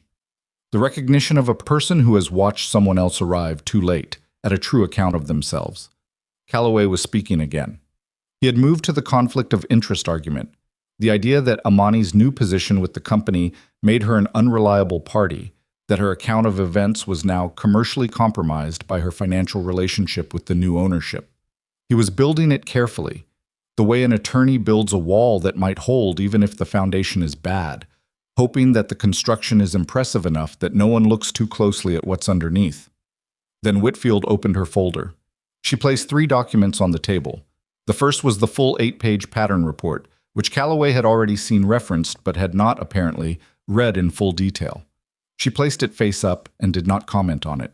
The second was a printed transcript, the conversation between Victor and Amani at the host stand on Friday evening, reconstructed from the security footage audio. Not the video. The audio track, separated and transcribed, which their team had processed overnight. Every word, time-stamped, attributed. The third was a signed declaration from Marcus Webb and a separate signed declaration from Deja Williams. Calloway looked at the declarations. "These were obtained this morning," he said. "This morning, yes." He looked at them for a moment and Amani could see him recalibrating, not panicking because he was too experienced for visible panic, but recalibrating the way a navigator recalibrates when the terrain doesn't match the map. "The audio transcript," he said. "This captures Mr. Hale's exact words." "It does." "And the declarations from, they describe their independent accounts of the weeks preceding Friday's termination. They're consistent with each other and with Miss Carter's account. They were obtained independently, without comparison, before the declarants spoke to each other." She paused. "We were thorough." Victor's hand released his wrist. He put both hands flat on the table and looked at the audio transcript, and Amani watched something in him give, not collapse, not break, but give the way a load-bearing wall gives when the structure it's been holding up finally exceeds what it can carry. It was a small movement. It was enormous. "Richard," he said. Calloway looked at him. "Give me a minute." "Victor?" "A minute." His voice was flat. Not angry. Not controlled in the managed way it had been. Just flat, like a road that's run out of elevation. Calloway sat back. The room waited. Amani did not look away from Victor's face, because she had learned in this process that looking away from hard things was a luxury she was no longer in a position to afford. Victor looked at the audio transcript for a long time. Then he looked up, and for the first time since he had walked into the mediation room, he looked directly at Amani. Not at Whitfield, not at the documents, at her. She held his gaze. "I want you to know something," he said. The room became very still. "I told myself it was professional," he said. The flatness in his voice had something rough underneath it now. Not grief, not quite, but the vocal quality of a person saying something true for the first time in a conversation where everything prior to it has been strategy. I told myself it was about the brand, the positioning, the image. He stopped. I know what it was, Calloway said quietly. Victor. Victor ignored him. I know what it was, he said again. To Amani. Only to Amani. I don't know if that changes anything. Amani looked at him for a long moment. She thought about what she wanted to say. There were several things available to her, things that were true, things that were satisfying, things that were neither but that she had been carrying for 6 weeks and that had weight and needed somewhere to go. She could feel all of them in the room with her, lining up. She chose the one that was most honest. It doesn't change what happened, she said, but it's the first true thing you've said since you walked in here. Victor looked at the table. Calloway made a sound that was professional resignation dressed as a cough, and then turned to Whitfield and said, I'd like to request a brief recess to consult with my client. 20 minutes. In the hallway, Jin Seok stood near the window with a coffee he had not touched and looked at the river while David Cho relayed something on his phone and Helen Park reviewed documents. Amani stood a few feet away with her own coffee, which she was drinking because she needed the warmth more than the caffeine at this point. And she was trying very hard not to calculate what was happening in the mediation room because calculating it would require hope, and she was still being careful about hope. Jin Seok looked at her without turning fully from the window. How are you doing? He asked. The question surprised her, not because it was extraordinary, but because he had not asked it before, had been precise and purposeful and thorough and respectful, but the specific question of how she was doing had not come up. I'm holding, she said. He nodded, a small, genuine nod. When this is resolved, he said, and it will be resolved today, I want to tell you something about why Friday happened the way it did. She looked at him. Not Victor. That part is simple. The pattern, the institution, the 6 years, that part is documented and will be addressed. He looked back at the river. I mean, why I was in that restaurant, why I was alone, why I was paying attention. She waited. I had a meeting, he said, with the previous ownership of Meridian. I was evaluating the acquisition. I went to the restaurant because I wanted to see how the operation ran at ground level before I made a decision. He paused. I was going to decline the acquisition. The numbers were acceptable, but the culture indicators were poor, and I had other priorities. Amani was very still. I watched you work for 90 minutes, he said, and I thought, this company has something worth preserving. Not the brand, not the real estate, not the margins. He looked at her. The instinct. The thing you do. And then I watched what the company did to it. He said nothing more. He did not need to. Amani stood in the hallway with her coffee and with this information and with the particular sensation of understanding, fully and without sentimentality, that her presence in that restaurant on that Friday night, 6 years of showing up, every shift, giving the job something the job description had never asked for, had been the precise thing that brought the precise consequence to the precise person who had removed her from it. Not justice, not karma, not a story with a lesson built in, just cause and effect, operating through the medium of a man in a corner booth who was paying attention. The mediation room door opened at the 21-minute mark. Calloway came out first. He looked at Whitfield and said, My client would like to discuss withdrawal of the counterclaim. Whitfield said, We're listening. What happened next took 2 hours and 40 minutes and involved language that Amani did not always follow and did not try to, because Whitfield had told her in the hallway that her job in this part was to be present and to let the attorneys manage the mechanism, and Amani was good at knowing when to defer to expertise and when to trust her own. Victor withdrew the counterclaim. In exchange, Meridian agreed to a standard severance calculation and a mutual non-disparagement clause that both sides' attorneys spent 40 minutes arguing over the specific wording of, which was a negotiation. Amani watched with the detached attention of someone who has been through the emotional center of a thing and is now watching the administrative perimeter get established. At 3:47 in the afternoon, everything was signed. Victor Hale stood at the table after the signing and looked at the document for a moment with both hands flat on the table again. The same posture as before, but different in its quality. Before it had been the posture of a man whose structure was giving. Now it was just a man standing at a table, which was somehow both less and more. He picked up his copy of the document and looked at Amani one more time. She thought he might say something. He looked like a man on the edge of a sentence. He did not say it. He folded the document, put it inside his jacket pocket, and walked out of the room without looking at Calloway or anyone else. The door closed. Calloway gathered his things with the efficiency of a man moving to the next matter on his calendar, shook hands with Whitfield, nodded to the room in general, and left. The room exhaled. Helen Park said something quiet to one of the lawyers. David Cho made a call. Whitfield was already reviewing the signed pages. Jin Seok looked at Amani. "It's done," he said.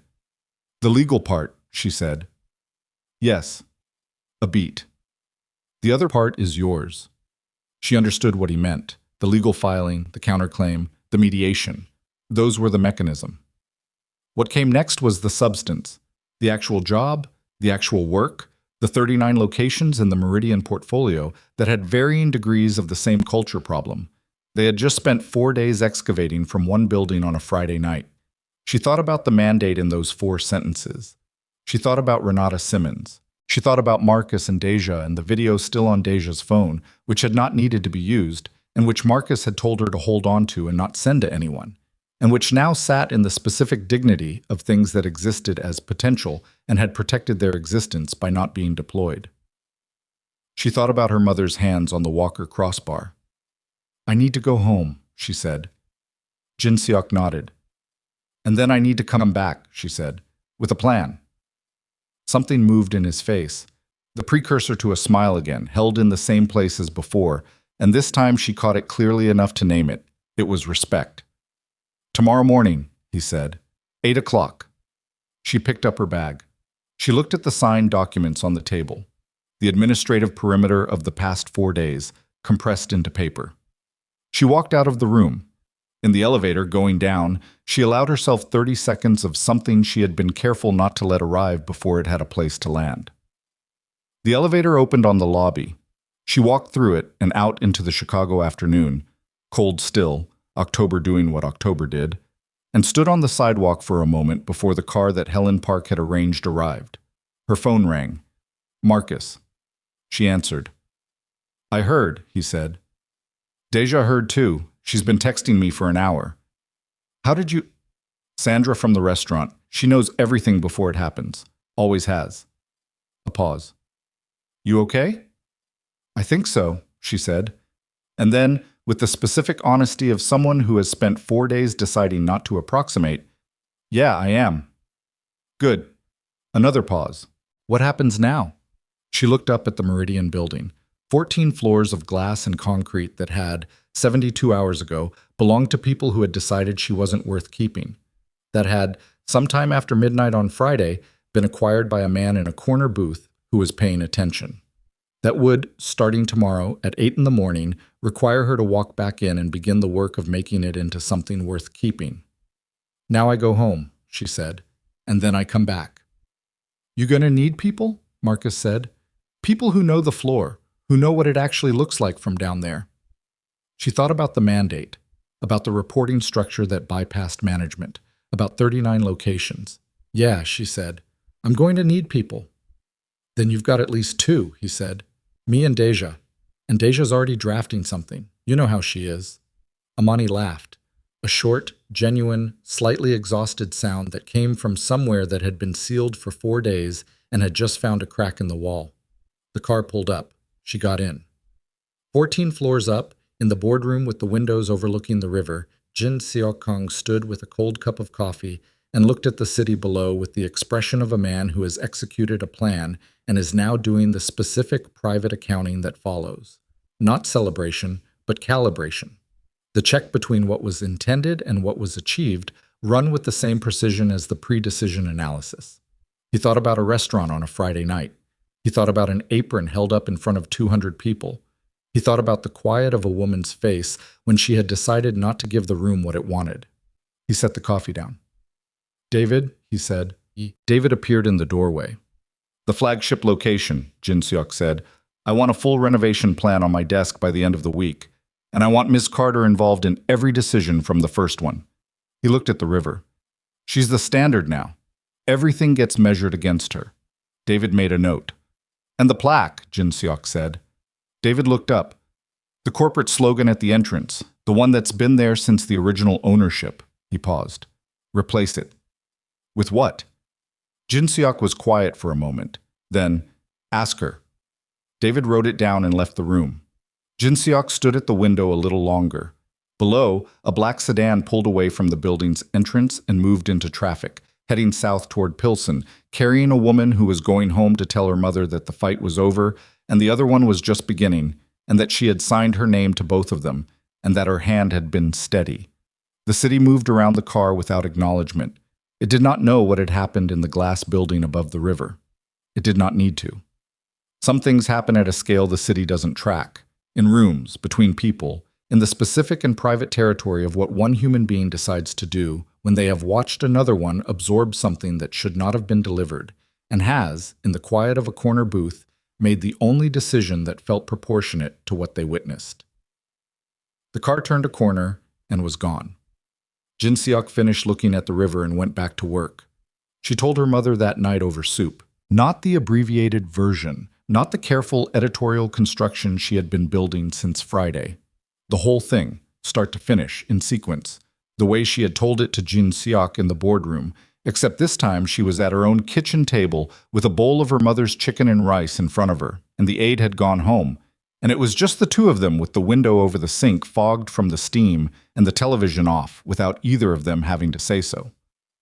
Dorothea listened the same way she had listened that morning, completely, without interruption, her hands folded on the table rather than the walker, because she was sitting, and sitting was easier than the chair in the living room, and she had decided somewhere in the middle of the afternoon that this conversation was going to require her full physical presence and not the managed half-attention of someone conserving energy for later. When Amani finished, the soup had gone slightly cold. Dorothea picked up her spoon and stirred it once, slowly, and then set the spoon down. "Director," she said. "Yes, ma'am." "Of employee relations." "That's right." Dorothea looked at her daughter for a long moment with the specific expression of a woman who has been worrying about her child for 34 years and has just received information that requires a complete reorganization of the worry, not its elimination, because the worry never fully went away, but a wholesale revision of its content and direction. "You know what this means," Dorothea said. "I have some idea." "No." Her mother shook her head, one slow movement. "You have the practical idea, the job, the salary, the building you go to in the morning." She looked at Amani steadily. "I'm talking about the other part, the part where you walk back into that building every day, and some of the people in it are going to look at you and remember what you looked like walking out." She paused. "And you're going to have to do the work anyway." Amani held her mother's gaze. "I know, Mama." "Do you?" "Yes." Dorothea picked up her spoon again. This time she ate. She ate 3 spoonfuls in silence, which was its own form of communication. The silence of a woman who has delivered what she needed to deliver and is now allowing the recipient time to absorb it without pressure. Then she said, "The prescription appeal. I got a letter today." Amani looked up. "And?" "Approved." The word arrived quietly, without fanfare, and landed somewhere in Amani's chest with the specific weight of a thing that had been grinding for months and had just, without ceremony, stopped. She had not let herself add the prescription fight to the calculation of the past 4 days because it had felt like too much to carry simultaneously. But it had been there, in the background, the low constant frequency of a problem that would not resolve itself by ignoring it. "When did it come?" she said. "This afternoon, while you were gone." Dorothea looked at her. "I didn't call you because you had enough." Amani reached across the table and covered her mother's hand with hers. Neither of them said anything. The soup cooled and neither of them moved, and the window stayed fogged, and outside the city continued its evening in complete indifference, the way cities do. Tuesday morning she was at Meridian headquarters at 7:53. 7 minutes early, which was a habit she had not discussed with anyone and did not intend to. She was early. Because early was how she had always worked, not to perform conscientiousness, but because those 7 minutes were hers, before the room filled and the agenda activated and the day became the property of other people's needs. 7 minutes to sit in a space and understand it before it started making demands. The boardroom was empty when she arrived. She sat in the chair she had sat in the day before, left side, center, and looked at the room for those 7 minutes with the specific attention she had once given to a restaurant floor before service. The exits, the sight lines, the way the light came in from the river-facing windows in the morning, and what it would do to people's faces during a meeting that ran long. The acoustics of the room, which absorbed sound at the far end and reflected it near the windows.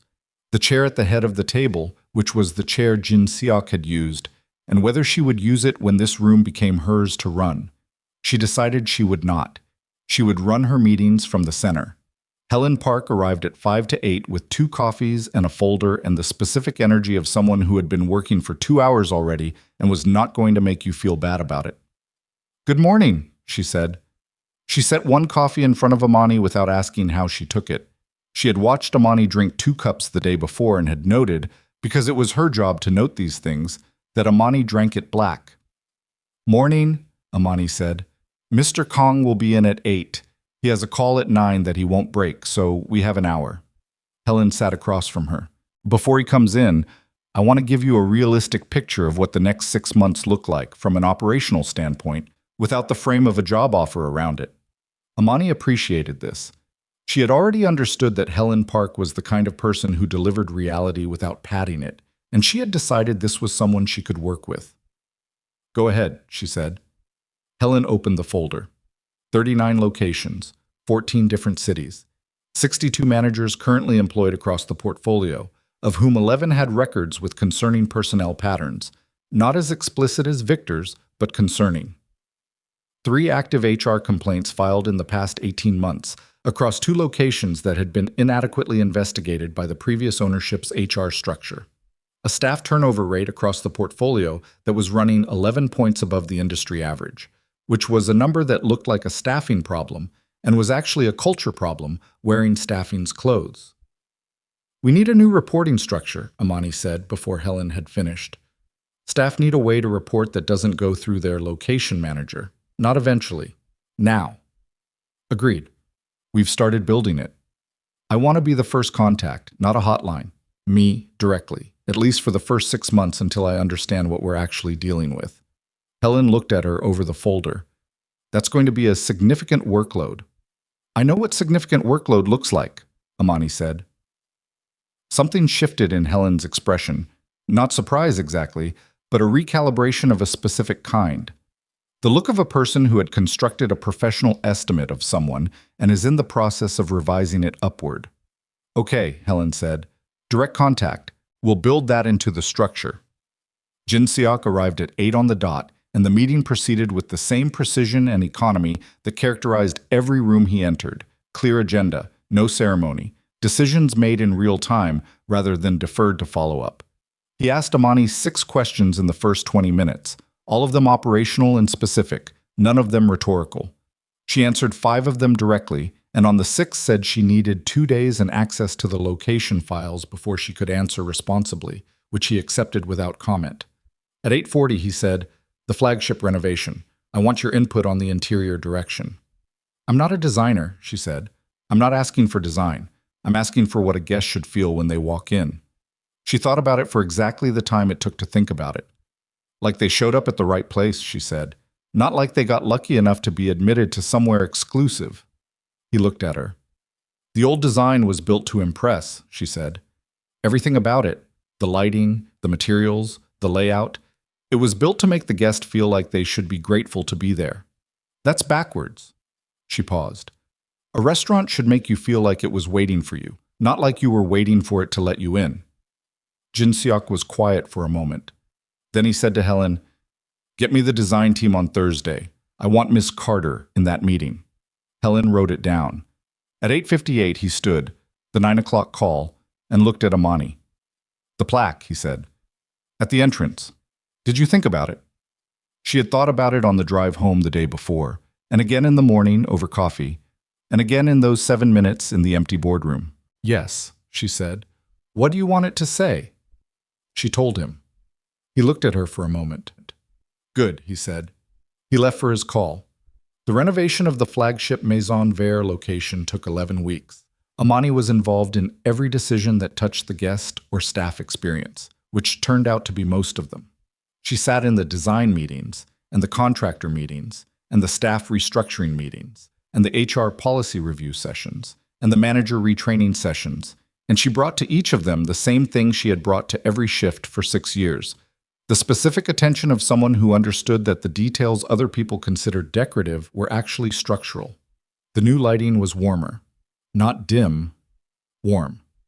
The difference being that dim is a style choice and warm is a hospitality choice. The tables were repositioned so that no section felt architecturally subordinate to another. The host stand was moved from the entrance to a position 10 feet inside the door so that guests walked into the space before anyone assessed whether to let them stay, which was a change that the design team had initially resisted and that Amani had held her position on until they understood what she was talking about.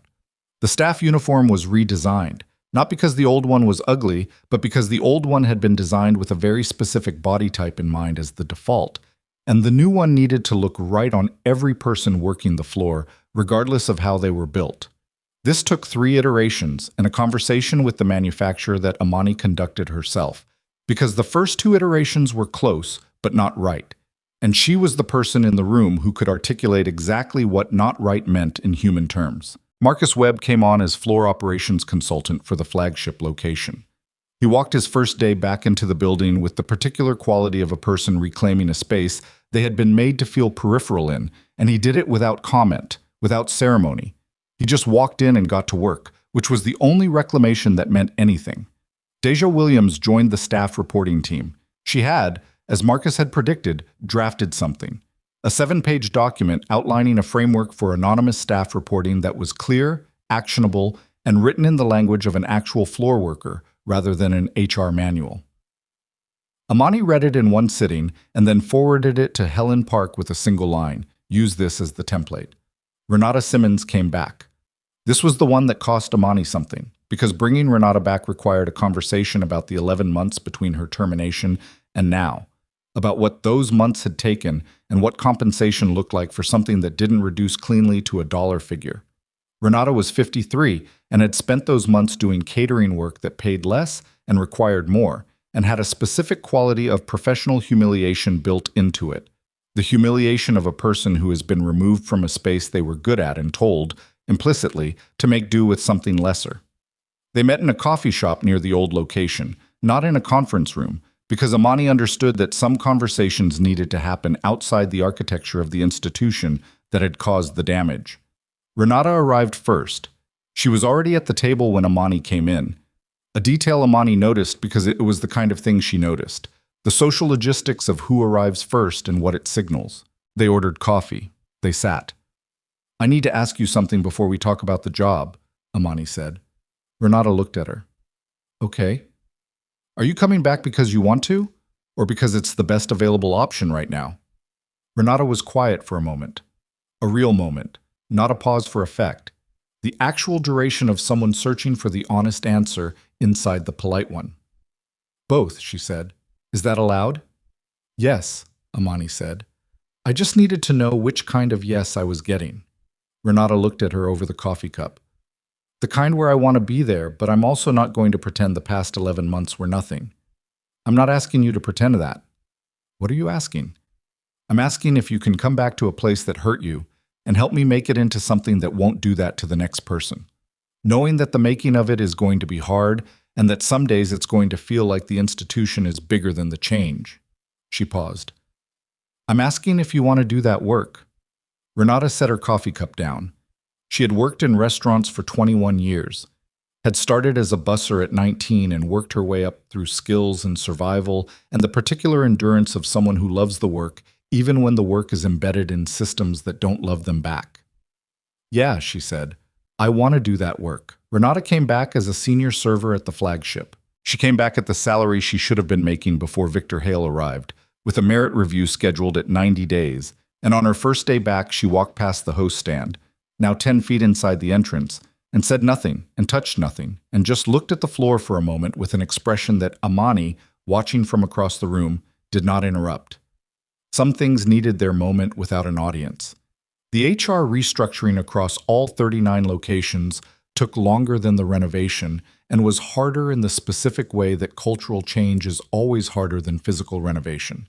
Because you can repaint a wall in a day, but you cannot repaint a management philosophy in a day. And some of the managers in the portfolio had been doing what Victor had done at a slower tempo and with better paperwork, and it took careful, sustained, methodical attention to locate them. Amani visited 12 locations in the first 4 months, not with a team of investigators, not with the declarative energy of an authority figure arriving to pass judgment, but the way she had moved through a restaurant floor, attentively, without announcing what she was paying attention to. She talked to floor staff. She ate at the restaurants. She watched who was working which sections and how the sections were distributed and what the demographic composition of the staff was across visible positions versus back of house. And she ran the numbers afterward and noted where they told a story that the official records didn't. 3 location managers were removed in the first 4 months. 2 were retrained and placed in supervised positions with monthly reviews. The third, a woman in the Milwaukee location, whose situation was more complex because what she had built was not discrimination, so much as profound indifference to the people working under her, which produced a different kind of damage than Victor's intentional targeting, but damage nonetheless. The third was offered a structured exit with counseling resources and a timeline, which she accepted without a fight, and which Amani authorized, knowing that some problems are not solved by punishment, but by removal and support in roughly equal measure. It was not a satisfying resolution. Amani had learned in 4 months of this work to make peace with the distinction between satisfying and right. Victor Hale did not disappear. This was the part that the story, in its tidier versions, would have omitted, because the tidy version wants the antagonist removed and rendered harmless, wants the damage neatly contained and the person who caused it either transformed or destroyed. Reality was messier. Victor had signed the non-disparagement agreement and honored it, so far as Amani could confirm. He was employed again, she found out through Marcus, who found out through the industry network that connected Chicago's hospitality world in ways both useful and uncomfortable, at a smaller restaurant group, a step down from Meridian in scale and profile, in a management position that was described as operations coordinator rather than floor manager. Whether the people who hired him knew his history, she could not confirm. She had thought about this more than she wanted to admit, had thought about whether there was an obligation, hers or the institution's or anyone's, to ensure that the pattern documented in the 8-page report followed him into the next room. Had thought about whether the non-disparagement agreement she had agreed to as part of the mediation settlement had inadvertently protected someone who was capable of building the same pattern somewhere smaller, with people who had fewer resources to fight it. She raised it with Claire Whitfield in their third conversation after the mediation. Whitfield had been direct. The agreement prevented active disparagement, not the sharing of documented legal records in response to a formal background inquiry. If Victor's new employer requested records, the documentation existed and could be provided. Whether they would ask was beyond Whitfield's control and beyond Amani's. "Is that enough?" Amani had asked. Whitfield had looked at her with the honest expression of a woman who has been doing this long enough to have made peace with imperfect mechanisms. "No," she said, "but it's what we have." Amani had filed this away in the category of things that were true and painful and could not be resolved by the force of wanting them resolved. She had a larger category than she'd had 4 months ago. The grand reopening of the flagship Maison Vert was on a Saturday. Not a gala. Not a press event with a carpet and photographers. Amani had pushed back on that in the planning meeting and held the position through 2 attempts to reframe it as simply a soft press presence rather than an event, until Jin Seok had said, from the head of the planning table, that if Ms. Carter's preference was a public opening without a media apparatus, then that was the format, and the planning conversation had moved on. What they did instead was open the doors at noon to anyone who wanted to come in.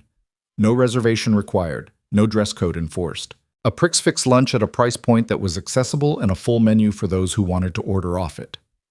Tables available first come, which was a hospitality principle that the original Maison Vert had never once practiced, and which felt, on that Saturday afternoon, like the most radical thing they had done in the entire 4 months of preparation.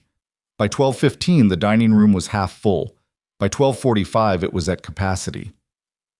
Amani stood near the relocated host stand, 10 feet inside the entrance, as she had specified, and watched the room fill the way she had watched restaurant floors fill for 6 years, with the specific attention of someone who reads the room not for problems, but for the temperature of it. Whether people were comfortable, whether the staff were moving with rhythm or with tension, whether the guests looked like they were somewhere that had been expecting them or somewhere they had been granted provisional access to. They looked like they were somewhere that had been expecting them. Marcus was working the floor.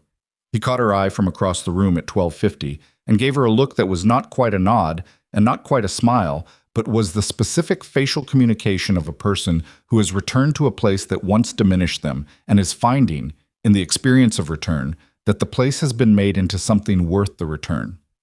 She gave him the same look back. Renata's section was full. It was full before any other section was full, because Renata was Renata, and that had always been true and would continue to be true regardless of what building she was in, because the instinct for it, the genuine attentiveness, the calibration to each person, was hers and had always been hers, and no act of institutional removal could rescind it. Deja was not working the floor that day. She was at a desk 2 floors up in the Meridian building, running the first quarterly review of the staff reporting structure she had drafted. Amani had asked her if she wanted to be at the reopening, and she had said she'd rather be useful, which was the kind of answer that told you everything you needed to know about a person. At 1:15, Jin Seok arrived. He came through the front door without announcement, no assistant ahead of him, no security visible, and stood for a moment just inside the entrance, in the position the host stand used to occupy. He was not wearing a suit. He had on a dark jacket and looked, in the afternoon light of the dining room, like a man who had decided to attend a thing rather than preside over it, which was a distinction Amani had come to understand mattered significantly to him. He looked at the room, at the tables, at the guests, at the staff moving through the afternoon service with something that was different from what the room had held before. Not perfect, not a performance of transformation, but genuinely different in the way that a space is different when the people inside it feel like they belong there. He looked at Amani. She crossed the room to him. They stood near the entrance, near the new plaque, which had been installed Thursday morning and which neither of them had made a statement about or arranged a moment for, because the decision had been made and executed and what was on it and did not require ceremony. "How was the service?" he said. "Good," she said. "Marcus is having a strong day. Renata's section has had 3 tables ask for her specifically, and she hasn't been on the floor in 11 months. He nodded. "A reporter called Helen this morning," Amani said. "Wants a statement on the ownership change and the reopening." "What did Helen say?" "She said she'd ask you." He looked at the room for a moment. "Tell her to refer them to the staff. The people working today. If someone wants a statement about what changed here, they should get it from the people who were here before and are here now." Amani looked at him. "That's a good answer," she said. "It's a true one," he said. "Which is the same thing." A reporter did come. Not because Helen called them back, but because someone had posted a photo on a social media account. A picture of the new interior, taken by a guest who had no idea about any of the history, who had simply come in on a Saturday afternoon and found the light warm and the table comfortable and the food good, and the person who took their order attentive in a way that made them feel like the order mattered, and had wanted to share that specific experience with someone. The photo had several thousand interactions by Saturday evening. By Sunday morning, it had considerably more, because someone in the comments had connected the restaurant's name to the footage from Friday, October 11th. Not Deja's video, which had never been posted, but the footage that had circulated in the days after the event, the unsteady phone captures from the dining room that had made the rounds before the story developed enough for anyone to follow it. The story, as assembled by people who had pieces of it from different directions, was incomplete. It did not have Jin Seok's name correctly in any version Amani saw. It did not have the mediation, or the 8-page report, or the 5 people at the boardroom table, or the conversation in the coffee shop with Renata. It had a woman who got fired, a restaurant that changed hands, and a reopening where the same woman was running the show. It was an incomplete story. It was also, in its incompleteness, true. Amani did not correct the public version. She was not a person who needed the full account to be publicly held in order for the full account to be real.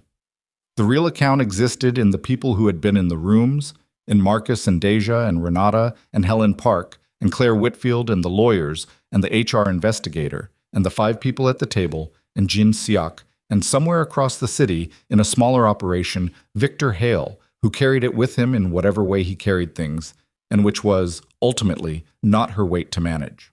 The real account existed in the signed documents and the new reporting structure and the 3 managers removed from the portfolio and the 2 retrained and the prescription appeal approved and the rent paid on time in October and the insurance fight resolved and the legal pad on the kitchen table that now had a different 8th item on it, written the Thursday after the signing, which read simply, "Show up." She had underlined it once. Not twice. Once was enough. On the Sunday after the reopening, Amani took her mother to lunch. Not at Maison Vert. Somewhere else. A small Caribbean place in Pilsen that Dorothea had been wanting to try for 3 months, and that they had kept not getting to because there had always been something else requiring the energy first. They got there at noon, a table by the window, the aide having agreed to a Sunday shift so that Amani could take her mother somewhere without the logistics of the walker and the timing eating the afternoon. Dorothea moved through the entrance with the walker and settled into the chair with the deliberate economy of someone who has made peace with the pace that her body requires without surrendering an inch of dignity to the negotiation. She looked at the menu for 2 minutes and then set it down because she had already decided, and she did not believe in spending more time than necessary on decisions that were already made. She looked at Amani across the table. "You look different," she said. "Different how?" Dorothea considered. "Less like you're bracing for something." Amani thought about that. She was not sure it was entirely accurate. She thought she was still bracing, still carrying the specific alertness of a person who has learned through repetition that the floor can move under you without warning. But perhaps the bracing had changed its quality.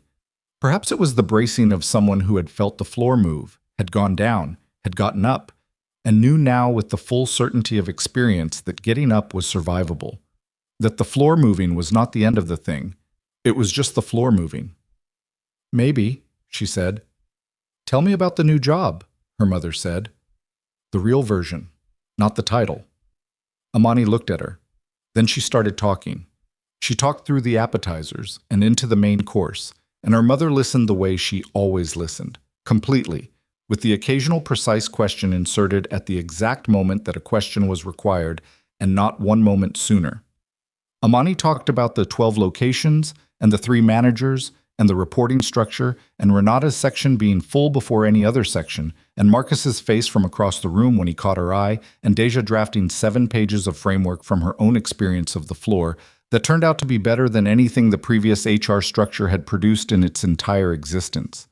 She talked about the work that was still unfinished, the 27 locations she had not yet visited, the culture problems that had not yet been fully located and named, the gap between the policy that existed in the document and the policy that actually operated in the room. She talked about it without resolution because it did not yet have resolution, and because her mother deserved the version without the tidy ending that the story didn't yet have. Dorothea listened to all of it.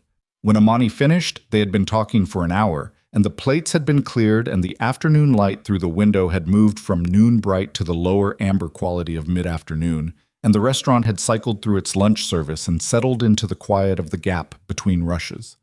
Dorothea folded her hands on the table. "You know what I notice?" she said. "What?" "You're not talking about Victor Hale." Amani looked at her. "Not once. An hour of telling me about the work, and you didn't mention him." Her mother's eyes were steady and specific. "That's different from 6 weeks ago." Amani sat with that. She was right. Victor had not come up. Not as a frame, not as a reference point, not as the measure of anything. The work had its own shape now, its own reason, its own weight. And that weight was not derived from him. He had been the event that initiated it, the specific Friday night that had set everything in motion, but he was not the center of it. He had not been the center of it for some time, and she had not noticed the shift until just now, in a Caribbean restaurant in Pilsen on a Sunday afternoon, with her mother's eyes across the table marking the absence. "Yeah," she said quietly. "Good," her mother said. They ordered dessert. On the Monday morning, 6 weeks after the reopening, Amani arrived at Meridian headquarters at 7:53 and went up to the 14th floor and sat in the boardroom for 7 minutes alone with her coffee and looked at the room and looked at the river through the windows and thought about a man in a corner booth watching someone he had never met carry herself across a dining room for 90 minutes and deciding that what he saw was worth something. She thought about what it meant that the sequence had been that. Not a rescue, not a favor, not a man with resources deciding to help a woman who needed help. A business decision informed by what he had observed. The observation being the thing that changed, someone paying attention. She had thought about this often in the past 4 months, in the specific way you think about something that has altered the architecture of what you believe is possible. Not about Jin Seok himself. She had a pragmatic relationship with him, a professional one built on mutual clarity and the specific trust of people who say what they mean in rooms together and do what they said they would. But about the principle of it.